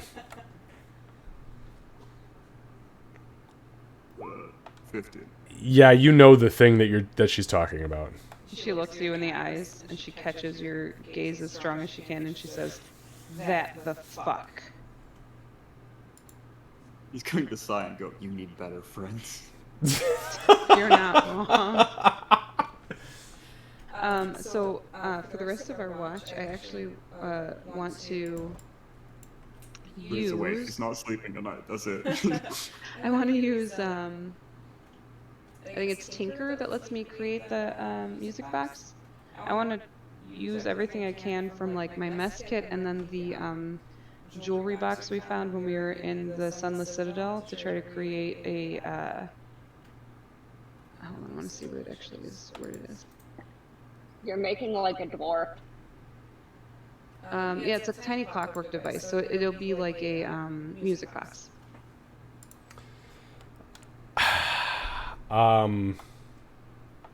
Okay, so you can use a tinkerer's kit. So go ahead and make a dexterity check or intelligence check, whatever is higher, and do it with your proficiency modifier. Well, she does that. How bad is Ree looking now? It's a 25 because it was a nat 20. God damn it. No, why? It says constitution modifier. I don't know why it did con. I clicked It was- dex. Hold on, yeah. I'll try again. Okay. I mean, they're the same. They're both +2. But... Okay, I accept that. Really quick, Ree, how bad are you? Are you still about, what, a quarter down? I'm almost up full now. Oh, You should be okay. at 73 if I was Yeah, Pretty high. adding. I took a lot more from Aurora. Aurora. Yeah. So there is some scrapes and bruises where the flesh had been peeled away, but Ree looks okay for the most part. I think Gray would actually like walk up and heal like 6 HP with his healing hands. Oh, with healing hands. So yeah, so Gray approaches you, Ree, as Doc is fucking with spoons and forks and shit and springs, and he leans down and he places his hand on your chest, and as it happens, for the first time in the entire time you've known Gray, in the dark, kind of musty persona that he personifies, there is a pulse of positive energy, and you recover an additional 6 hit points as your flesh singes together. And he's just basically going to say, I sincerely hope you make sure that she doesn't do what she did to you, to me. Ree still kind of has that 1,000-yard stare, but she'll kind of like rest her hand on over top of yours, and I'll make sure none of that happens to anybody that I care about ever again. She'll let you know.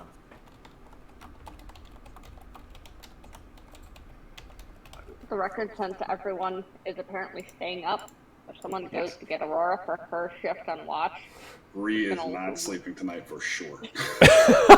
Neither is Doc. Neither Aurora's is going Gray. back. Aurora's going back to sleep in her dire fern burrito, and if anyone goes to wake her, it's going to be some sort of comment about, I don't care if you kill each other, but you don't need to wake me up to do it. God damn it, I sympathize on that level so hard. I don't think we would. Honestly, we're all awake. So. Everybody's hyped up, yeah. But Yeah, no, she goes right back to sleep. This is normal. This is actually probably fairly normal for the cats too. all right, Just so not that level of aggression. as we taper off into the night, Candace, I have taken your role into consideration. I have made a note. You have not finished it because it does require, I believe, a long rest in order to actually craft it. Yeah. And even if it doesn't say that, I, as the DM, says, yes, if you want to create a functional mechanical item out of bits and pieces and shit that you have, then yes, we will need to do it. You do feel like it is going to be a success, but we will discuss that when we come back next week. Doc kind of isolates herself too, because unless Ree specifically, tells her to come over, she's punishing herself. No, Ree's probably isolating herself as well. I imagine like she's kind of laying down the entire night, just staring up at the stars or the clouds or whatever. Now that she's faced her own mortality, she's like going through like all the people and things that she had killed. And there are a lot. Yes, there are a shitload. From like day 1 till now, I mean, you've got the highest kill count, probably times 5. Yeah. So thinking about that, she still has like that weight. Now she has like a weight on her chest pretty much the entire night. She cannot sleep. I will take the exhaustion for that one. That is understood, and as I think that there are probably a few of you, because honestly, this was the most dramatic, I think, death/assassination I've ever had too. Shitty rolls completely. No, you had great rolls. She's just a tough bitch. Like, if you don't go 100%, you go fuck you. Why does my best friend have the most health? That's what I was thinking, man. I was like, I'm fucking assassinating me. Shit. Oh, I talked We're in for the about long this haul. with DM Xavier a couple of times, and I was like, this is gonna fucking Yep. suck. I was like, oh, y'all want some fucking backstory? Okay, keep writing your fucking backstory. I got you. That the fuck. On that note, though, my friends, we'll end here for tonight, 10:05. If you are off tomorrow, have a fantastic Labor Day. I hope that you are all off tomorrow so you can get some good sleeping in time and some just doing your thing. Kat, I know you're in the retail industry, so I know your ass ain't off tomorrow. Instead, you're going to be fighting the fucking hordes at the Labor Day sales. Yep, I'm doing another like 60-some hours this week. Plus Oh, no thank We you. have to wait a week to play again. I know. That's okay, though. This was a fantastic session, you guys. Candace, I've got some notes that are going to be built on your Tinker's item. And we'll see you guys all here next week for more D&D on Sunday. Thank you for an awesome gaming weekend. Yeah. Yes, I mean, this was 11 hours and 6 minutes of gaming nonstop. It has been a long day. I'm going to go relax for a little bit. Thanks for letting me kill you, Yeah. Kevin. All right, see you guys. All right, everybody. All right, folks. We are going to go ahead and raid Yeah, I saw Seru. We are going to bring it on up to Seru. Sarah's doing a dice reveal tonight, and dice came actually from my workshop. So thank you again, by the way, for the raids. For those of you who have raided, guys, we are going to be bringing it back over to... Ooh, what do we got going on here? There we go. So we're going to be bringing this raid back over to Seru. Seru is fucking awesome. Seru is one of my men. He's one of my peeps, one of our community members. Seru has also purchased a bunch of dice from me, from my shop, Dragon's Den Gaming, and he's going to reveal them on stream tonight. So here we go in 3, 2, 1. Here we go, guys. See you on Tuesday for Candace's Crochet and Chill stream.